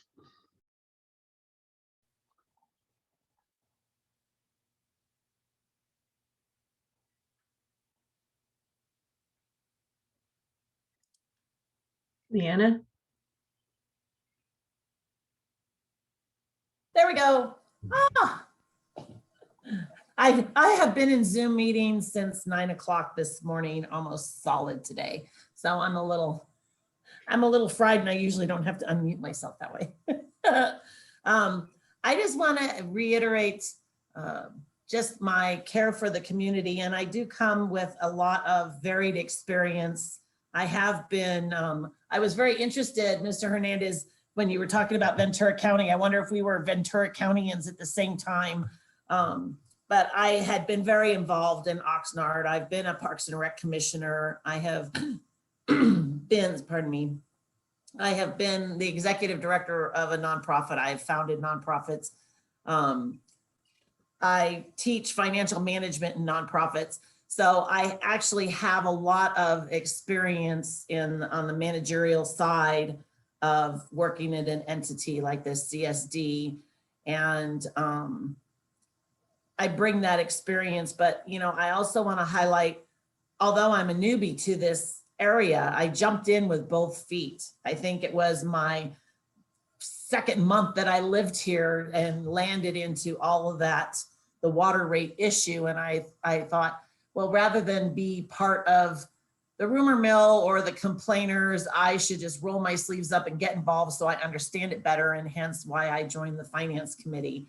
And I think that that's what I bring to this position. I led the charge on that CAL FIRE grant to get rid of all of that really dangerous fuel of all the dead trees on Bear Mountain.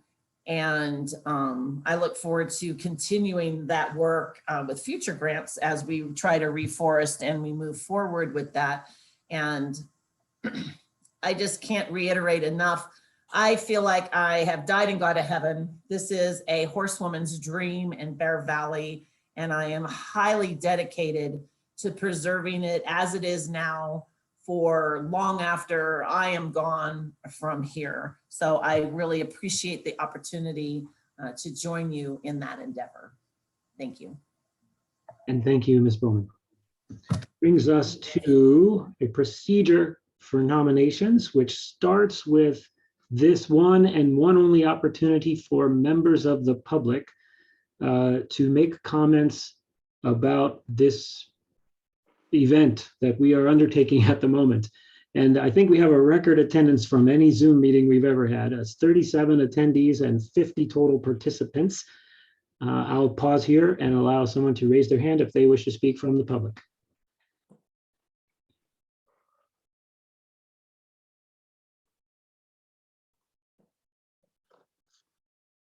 We have two so Great. far. Kathy Kinnear. Go ahead, Kathy. Thank you. I especially want to thank all of the candidates who went forward tonight, as well as the board members who brought important questions and expanded our opportunity to understand not only the qualifications, but the interest and passion for these candidates going forward. And I am very happy that as a resident, we have such a well-qualified group of individuals willing to serve us here in Bear Valley. And so thank you to the candidates and thank you to the board. Thank you, Kathy. Okay, Fred Hicks. Mr. Hicks. Hello, I again would like to echo Kathy's comments. It is a very well qualified pool of applicants, and it's phenomenal that we have that resource within the valley to, to be able to recruit, and people are willing to volunteer their time. So thank you all for volunteering and putting your name in the hat. And I'd also like to thank the board for choosing to nominate rather than hold an election, which would cost more money. I think this is the right way to move forward. Thank you. Thank you, Mr. Hicks. I will hereby close public comment and begin a board deliberation. And this will be slightly awkward because we're going to deliberate in front of you all, whether corporations are going to go into another room. But I'll open the floor now to the board. Just chime in if you have something to say. Go.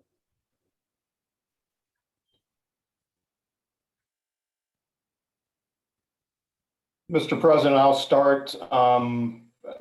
Just kind of echoing the comments of the community. I'm just really inspired and impressed by the caliber of folks that we have, not only the CVs and resumes and the qualifications, but the fact that they're stepping forward and wanting this job.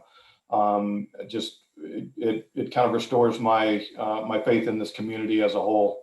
And so those are my initial comments. I'll leave it at that, and we can talk further. I'd like to hear what the other directors have to say.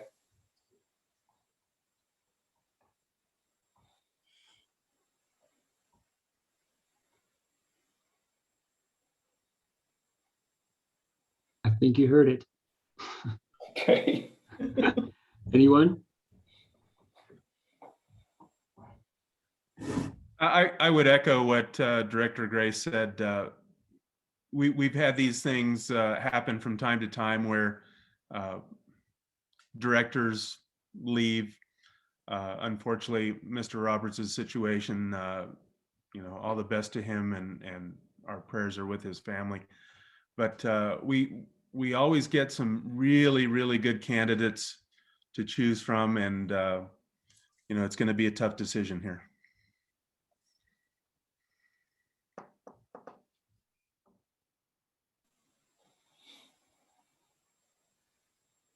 The caliber of people who have stepped up is incredible. And I loved your comment, John, about restoring some faith in the community where people really, really care about our future as a community. You may have noticed that I purposely didn't grill anyone or ask questions. I've tried to remain as neutral as possible by running the meeting. And after your gentlemen's excellent questions, there wasn't a lot left to ask. Mr. Quinn, anything to chime in here? I'm talked out. Thank you. Okay. All right. That brings us to opening the floor for nominations. We'd like to use a raise hand feature from the board members. We haven't used that in the past, but at all. But would a board member on this board like to nominate someone from these 6 wonderful candidates to fill Director Roberts' seat?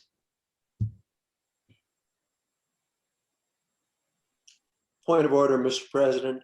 As I read the procedure, we're going to nominate just by name using the raise hand feature, get a list of the nominees, and I presume there'd have to be a second for a motion to appoint. Is that how it works? Or this is a little different than what we've seen before. That's the reason I'm asking. Sure, appreciate your point of order. I'd like so that if a director has someone to nominate, raise your hand, I'll recognize you, make the nomination. The nominations do not require a second. We'll go through, once we open the nominations, get everyone a chance to nominate a person. We'll close nominations. Then I'll ask for a motion to put one or more of those nominations forward for the seat. Are there any other questions about the procedure at all? Cool. Mr. President, I have to confess, I am not able to raise a hand. So Just if you wish to nominate someone, let's just, there's only 4 of us, I think. Literally raising a hand, okay. Okay. Accepting nominations. You got a hand for me? I have a panelist hand from Mr. Jensen. Yes. Yes, I move the Board of Directors appoint Geva Frevert to fill the vacancy on the District Board of Directors for the term ending December 2022.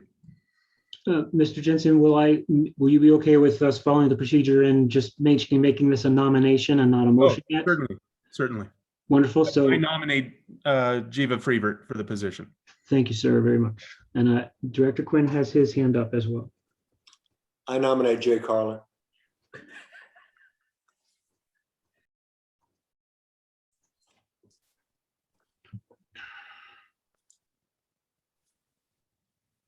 Mr. President, I don't have any additional nominations. Well, I like both of those nominations, but I'd like to see us vote on Martin Hernandez as well. I like what he brings to the table. Any other nominations from my colleagues?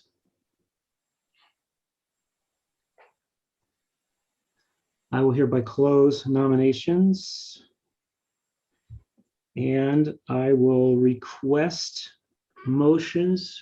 We may make a motion to nominate, to appoint Geva Frevert, Jay Carlyn, or Martin Hernandez.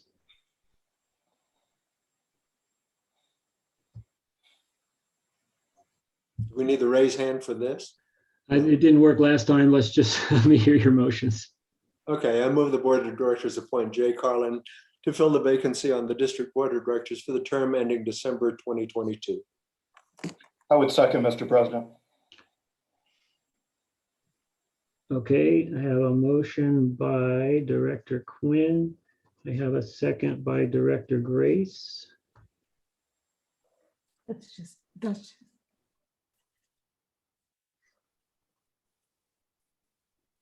We can have up to 3 motions on the floor at a time, and then we would handle those in reverse order. I see your hand, Director Jensen. There we go. Having a hard time finding the button. It's I move the okay. Board of Directors appoint Geva Frevert to fill the vacancy on the District Board of Directors for the term ending December 2022.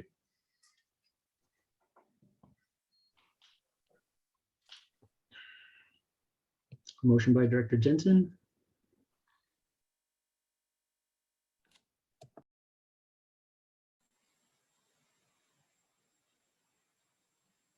Do I hear a second?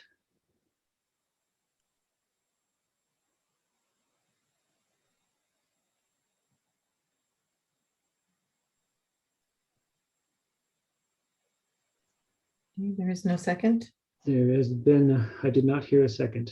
So I have one motion on the floor from Director Quinn, seconded by Director Grace, to appoint Jay Carlyn to the Board of Directors to fill the vacant seat. May I have a roll call vote, please, on that motion? Director Grace, Aye.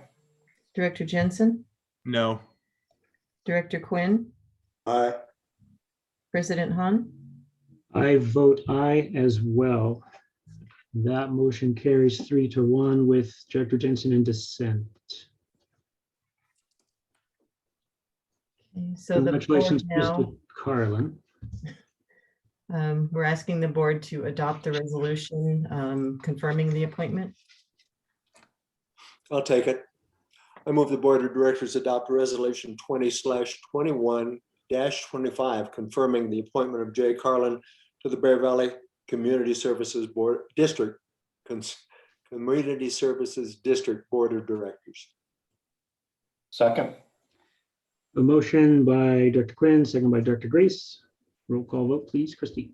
Director Grace, Aye. Director Jensen, No. Director Quinn, Aye. President Hahn. Aye. Vote. Motion passes 3-1 with Director Jensen in dissent. All right, congratulations to Mr. Carlyn. The appointment is not immediate. We're going to do a swearing in ceremony in person at a later time. Where does that leave us now? Appoint. We adopted a resolution. So you're not officially on the board until the swearing in, but I will open the floor to Director Carlyn for some opening remarks, if you wish.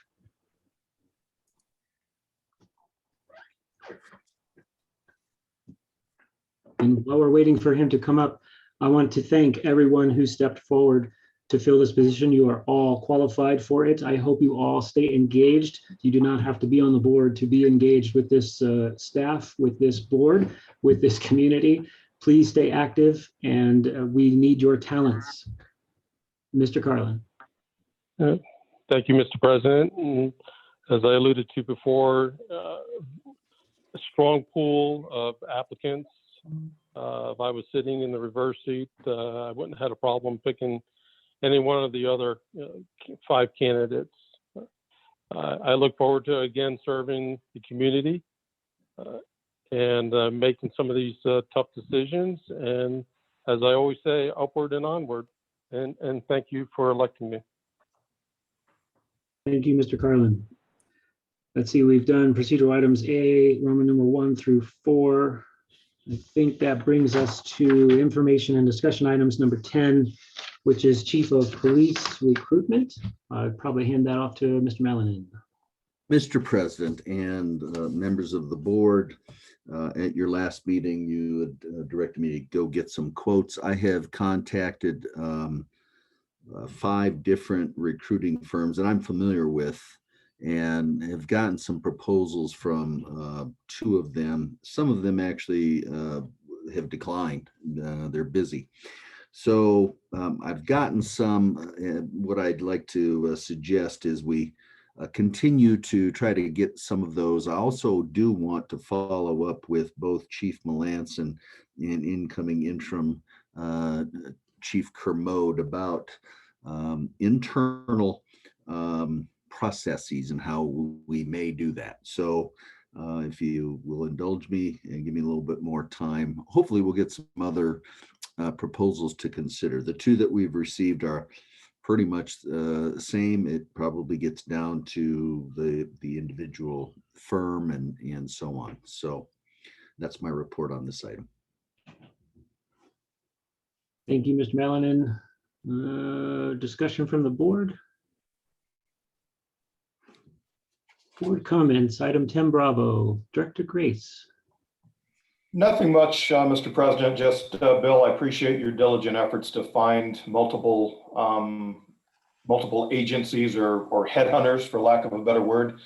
It's kind of an antiquated term, but that's who we're talking about. And I think it's critically important to cast a wide net here, not only in terms of the recruiting agencies, but also in terms of the position itself, going outside the community, going outside the state if we need to find the best person for the job. So again, not to be long-winded, but congratulations to you, or much appreciate your efforts in your diligent efforts. I know it's not easy. So. Thank you, Director Grace. Director Jensen, board comments. Mr. Malinan, can you speak to the cost of those recruiters? It's about $25,000, all told. There's some breakdown of, some of it is expense and travel and things like that, but it becomes about a $25,000 amount. And for that $25,000, do they just give you one candidate or multiple? No.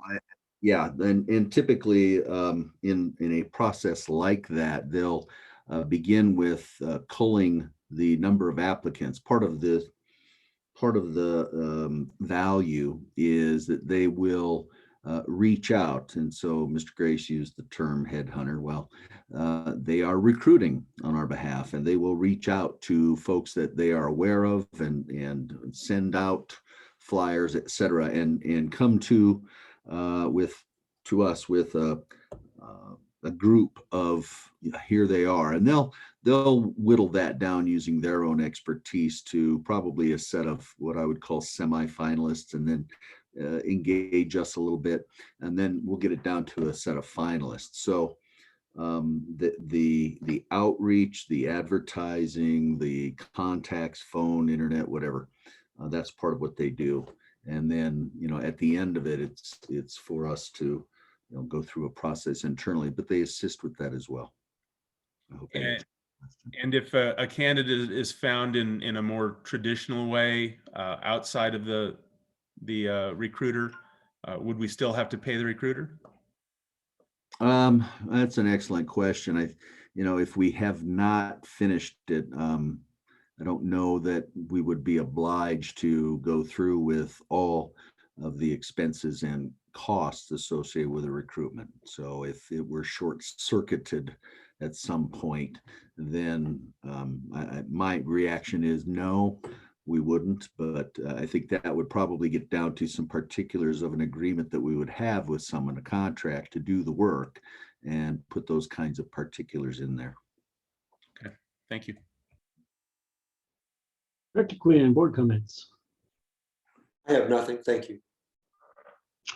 Right, thank you. I would like to do something here that might be a little bit symbolic, but I would like to move that the Bear Valley Springs Board of Directors fully commit to support and defend the Bear Valley Police Department against all enemies, both foreign and domestic, because they have sworn to do the same for us. I'd readily second that, Mr. President. Thank you, sir. May I have a roll call vote, please, on that motion? I have a motion and a second. Point of order. Go ahead. I'm not sure that a motion and a second on an item not on the agenda is appropriate at this point. Yes, sir. I realize this is a symbolic vote only. It will have no action. So I think we're in the clear. Okay.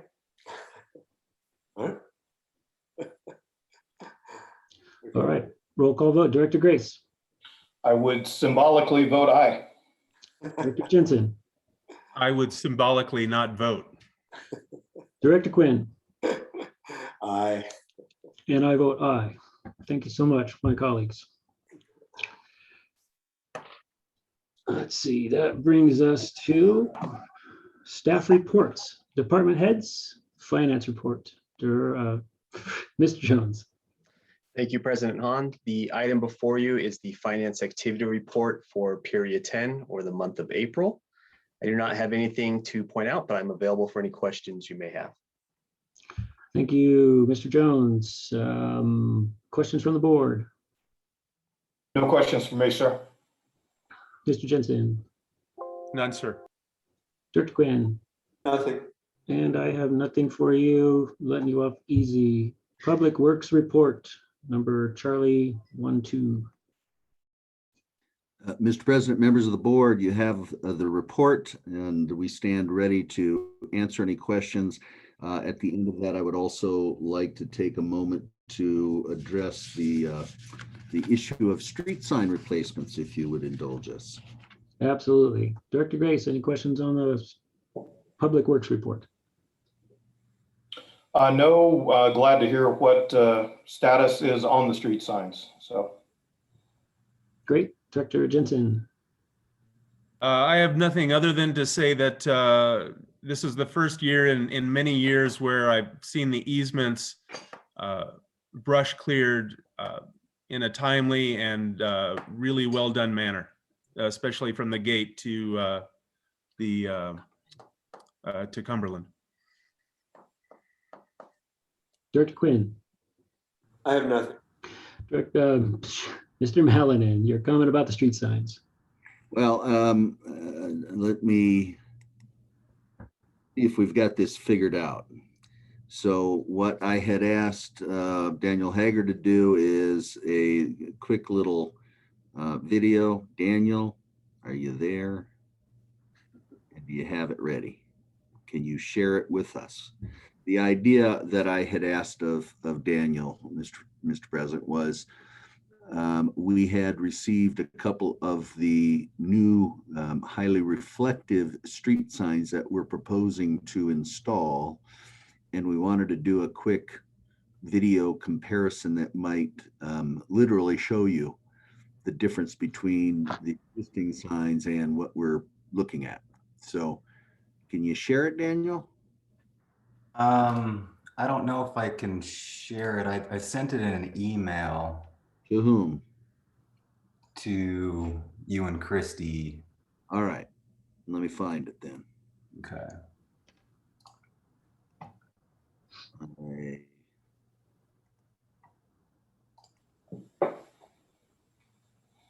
You'll bear with us, Mr. Chairman, Mr. President. I had not seen the email yet.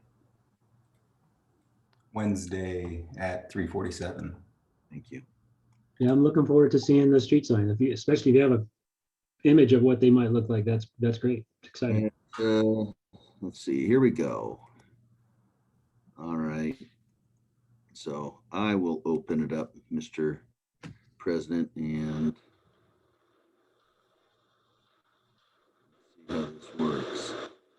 Okay, I think you did it, Daniel. Very good.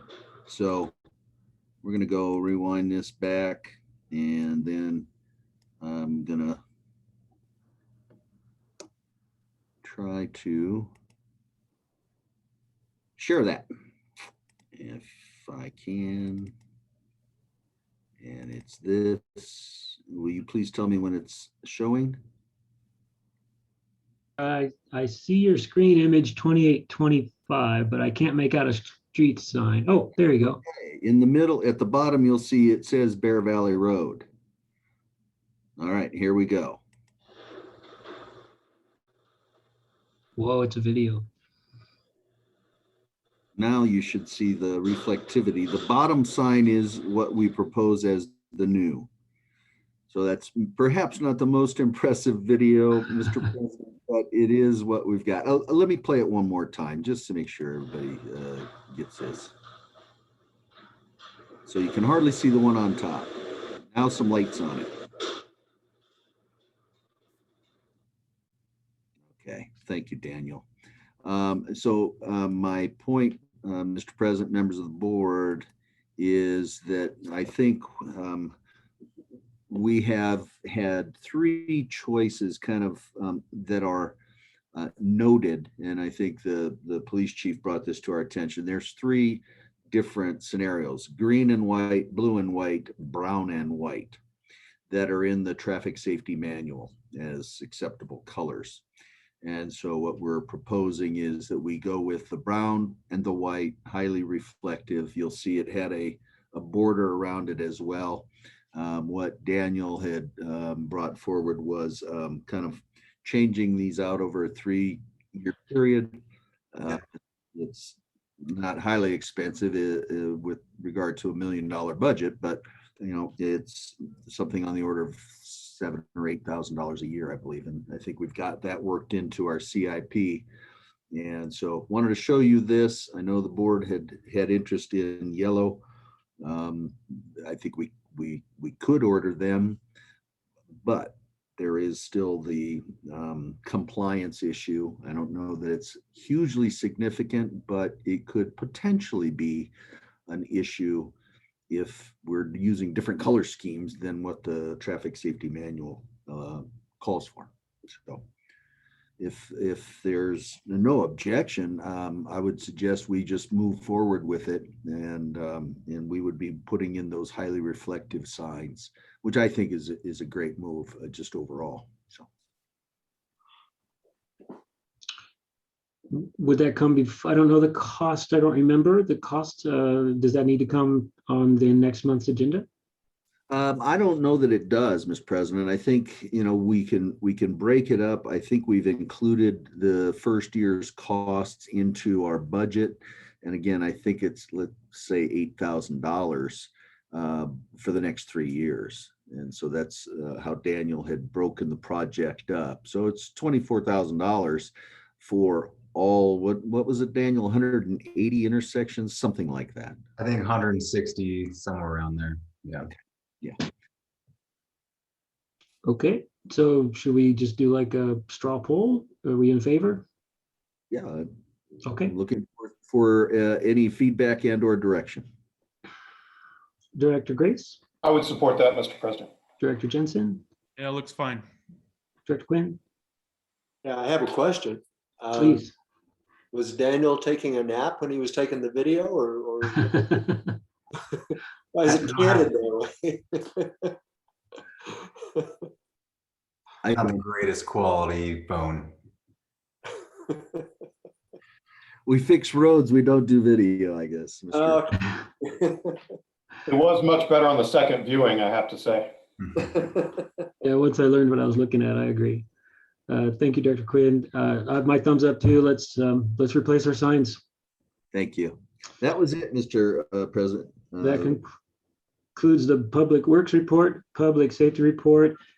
Honorable Chief Tim Melanson. Good evening, Mr. President, members of the board. You have my public safety staff report for the month of May.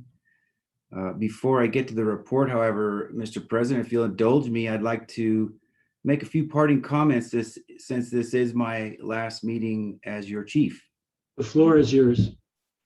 Thank you, Mr. President. First, I would like to sincerely thank the CSD and this board for the honor of allowing me to be your chief these last 3 years. The incredible support shown by this community for their police department has made serving as your chief one of the most rewarding experiences of my law enforcement career. And the decision to move on was somewhat difficult. Mr. President, I have received many kind and thoughtful messages from Bear Valley residents in the past several weeks, most of whom expressed, I must say, frustration and even anger when they heard about my resignation last month. Because of timing, many believed it was due to the tone of the May 2021 Board of Directors meeting. I don't wish for any community member to be angry with a member of the board. The truth is, my decision to resign came earlier this year. Mr. President, I think if there's anything that did come out of the May meeting, it is this. If anyone was unsure of Director Jensen's vision for the police department here in Bear Valley, that vision should be very clear now. He has expressly stated his vision on social media for the past 3 years that I'm aware of. So, Mr. President, what I'd like to do is directly address the residents of Bear Valley who do support the police department and say to them tonight, I believe it is extremely unlikely you will ever lose your police department. How do I know this?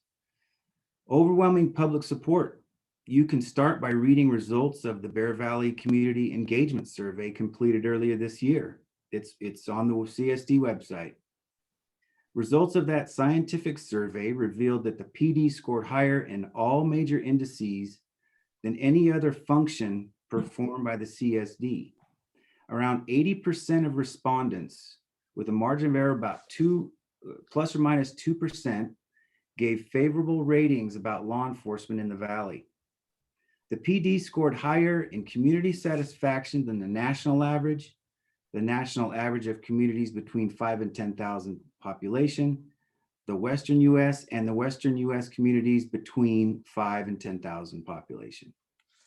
Each day, while relatively small bands of critics voice their opinions on social media, the PD is in the community answering calls, making positive contacts, providing a premium level of law enforcement service. New residents that come through the PT almost daily for passes and windshield stickers are welcomed and introduced to the PD. We're in the community. We're responding quickly to reports of crime. We're heavily involved in crime prevention. We're involved in the organizing and participating of community events. We respond to all calls for help, including emergency medical aid calls. I was on call, I got a call last week of a report of a bear when I was working patrol. What can the police do about a bear, you might ask? The point is, a resident called for help and we responded. If there's another law enforcement agency who carries shovels in their vehicles to assist drivers stuck in the snow or help clear a driveway, or an agency that carries halters and lead ropes in their vehicles to capture our wayward equine family members, or another agency that makes numerous phone calls to area seniors to make sure they're okay and sends an officer to check on them when they don't answer, I'd like to know what agency does all that. Mr. President, as you're aware, during May meeting, Director Jensen publicly criticized the PD and questioned the handling of 2 search and rescue calls for service. Mr. President, moving forward, I would like to respectfully encourage board members to ensure that criticism of the police department during public meetings should first require complete knowledge and understanding of the circumstances surrounding an incident, and not base it on speculation or rumors. When I was promoted to sergeant many years ago, I had attended the California Post-Certified Internal Affairs Investigation course. One of the things they teach students in that school is they must refrain from any judgment of an officer's actions until all possible facts are known. Mr. President, the truth is, I am no more qualified to advise Director Jensen on how to set up a road flare pattern on a freeway than he is to criticize me on the handling of a search and rescue operation or any other issue involving law enforcement supervision or management. He simply does not have any experience. In closing, Mr. President, I'd like to sincerely thank our General Manager, Bill Malanen. His unwavering support and commitment to the police department has made a significant impact on the employees of this department and on me. I am very appreciative for his leadership and mentoring. I'd like to thank my fellow department heads, Christy McEwen and Hamid Jones, for their help, their counsel, and their friendship. Lastly, I'd like to thank the officers with the Bear Valley Police Department, Sergeant Dane Hurst, Officer Stacy Arabalo, Officer Todd Newell, and our newest officer, who you'll meet next month, Officer Jay Rivera. These 4 officers have over 100 combined years of local municipal police experience. Thank you, Mr. President, members of the board. And with that, I'm happy to answer any questions you may have. Wow. Thank you, Chief. I won't call on members of the public, but if anyone wants to express their gratitude for Chief Melanson and wants to raise their hand, go ahead. I'm not going to take attendees' comments, but Chief, I want you to know how many people are raising their hand in this group. And then we'll go to board comments while that's taking place. Director Grace. Chief, I'd just like to say thank you for your service to our community over the years that you've been here. I regret that I've not gotten to know you better and know you longer, but you've been a great resource for me in the short time that I've been here, and I appreciate your service to our department, and even as you're leaving, you're being a proponent of an independent police force here. And that's just so valuable to us as a community. And with that, I just want to say God bless you and your family, and best wishes, whatever comes next. Thank you, Director Grace. Thank you. Director Jensen. Good luck, sir. Thank you. Director Quinn. Wish you all the best, Chief. Our few interchanges, not many recently, but at the start of your career here and mine, were a great pleasure, and I'll look forward to hearing about your many successes in the future. Thank you. Thank you, Director Quinn. Chief Melanson, it's my honor to have met you and to know you. Thank you, Mr. President. You know, you and I were sworn in on the same night, so I'm glad to see you have succeeded me. You've been nothing but good to me, the police department. You're a great supporter, and I appreciate everything you've done for me and all the board members, including Director Roberts, Vice President Roberts, who I know is on this call. Thank you, Chief. General counsel report. We have not forgot about our attorney. Anybody know any lawyer jokes? Absolutely. But I'll spare us all. How many? Never mind. As you may know, Mr. Davis is, he's been on the meeting with us, but he's out. He had to take care of something, and he's been traveling. So he's not available. We'll catch up with him next week when he's back. That's right. It was 4 in the morning in Greece. That's right. I'm sorry, talked over you, Terry. Go ahead. He's going to breakfast by now. Oh, yeah, he's probably at breakfast. Okay. I wondered if he hung in there. I couldn't tell. General Manager. Quite a while, yes. Right. This is a marathon meeting, almost 9 o'clock. General Manager report, Mr. Mellon. Mr. President, I'm really going to try to keep it brief then.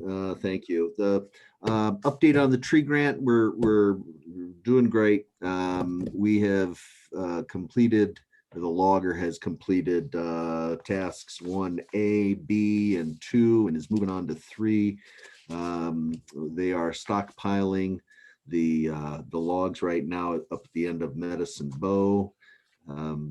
Developing the plan on the next step, which will be, how, where, when to chip logs, etc.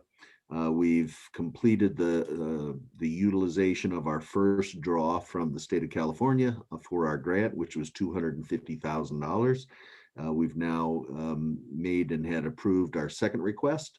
So overall, the project is moving, and I think in a good fashion for everybody. Chief Melanson mentioned about our newest officer who was sworn in and is completing post certification and will be starting in July. We have a sergeant position. We'll be making some decisions on that soon. Wanted to share this with you, and it's very new, but as we are completing the rehabilitation of our potable wells 31 and 32, one of the last things, and we'll be getting into this in the next week or so, is the flushing it out. And so we are excited about the prospect of, as we do that, we can convey that over and put it into Four Island Lake, and this is potable water. So good stuff, if you will, and just not waste it. And we've talked to the association. It sounds like a great opportunity for us to do another kind of joint project that benefits us all. So that'll be our first one. And then when well 31 is completed, we'll have another opportunity to take the flushing, which we have to do, and put it to good use. Our generator project, we've gotten the permanent generators installed in the Cummings Valley wells and at our pumps, the major ones on the valley floor that push it up into the higher elevations. We've got, I think, 4 of the pneumatic tank generators installed, and of course we've acquired the portables as well. So very soon that project hopefully will wrap up, and we'll be prepared for any PSPSs. And unless you have any other questions, I'll stop there. To the board for the questions, Dr. Grace. I have no questions, sir. Director Jensen. No questions. Director Quinn. No questions. Thank you. Ditto for me. Thank you, sir, for that excellent report. Future agenda items. Miss McEwen. Okay, we have what's on the agenda in front of you. The public hearing and adoption of the 2021-22 final budget will be at a special meeting on June 23rd. The board will approve the 2021-22 tax roll items in the regular meeting of July 8th. Also, there will be reassigning for the committee assignment and election of a vice president for our new director, because our new director is on board.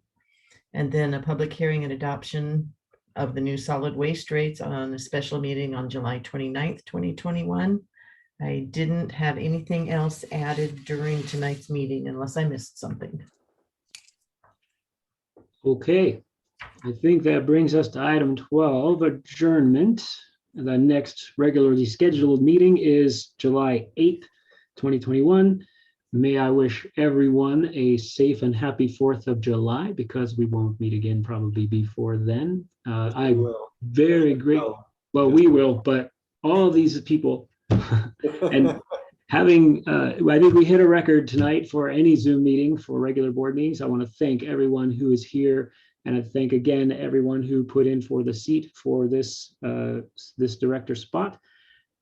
Without further ado, this meeting is hereby adjourned. Thank you all. Thank you. Everyone have a great evening.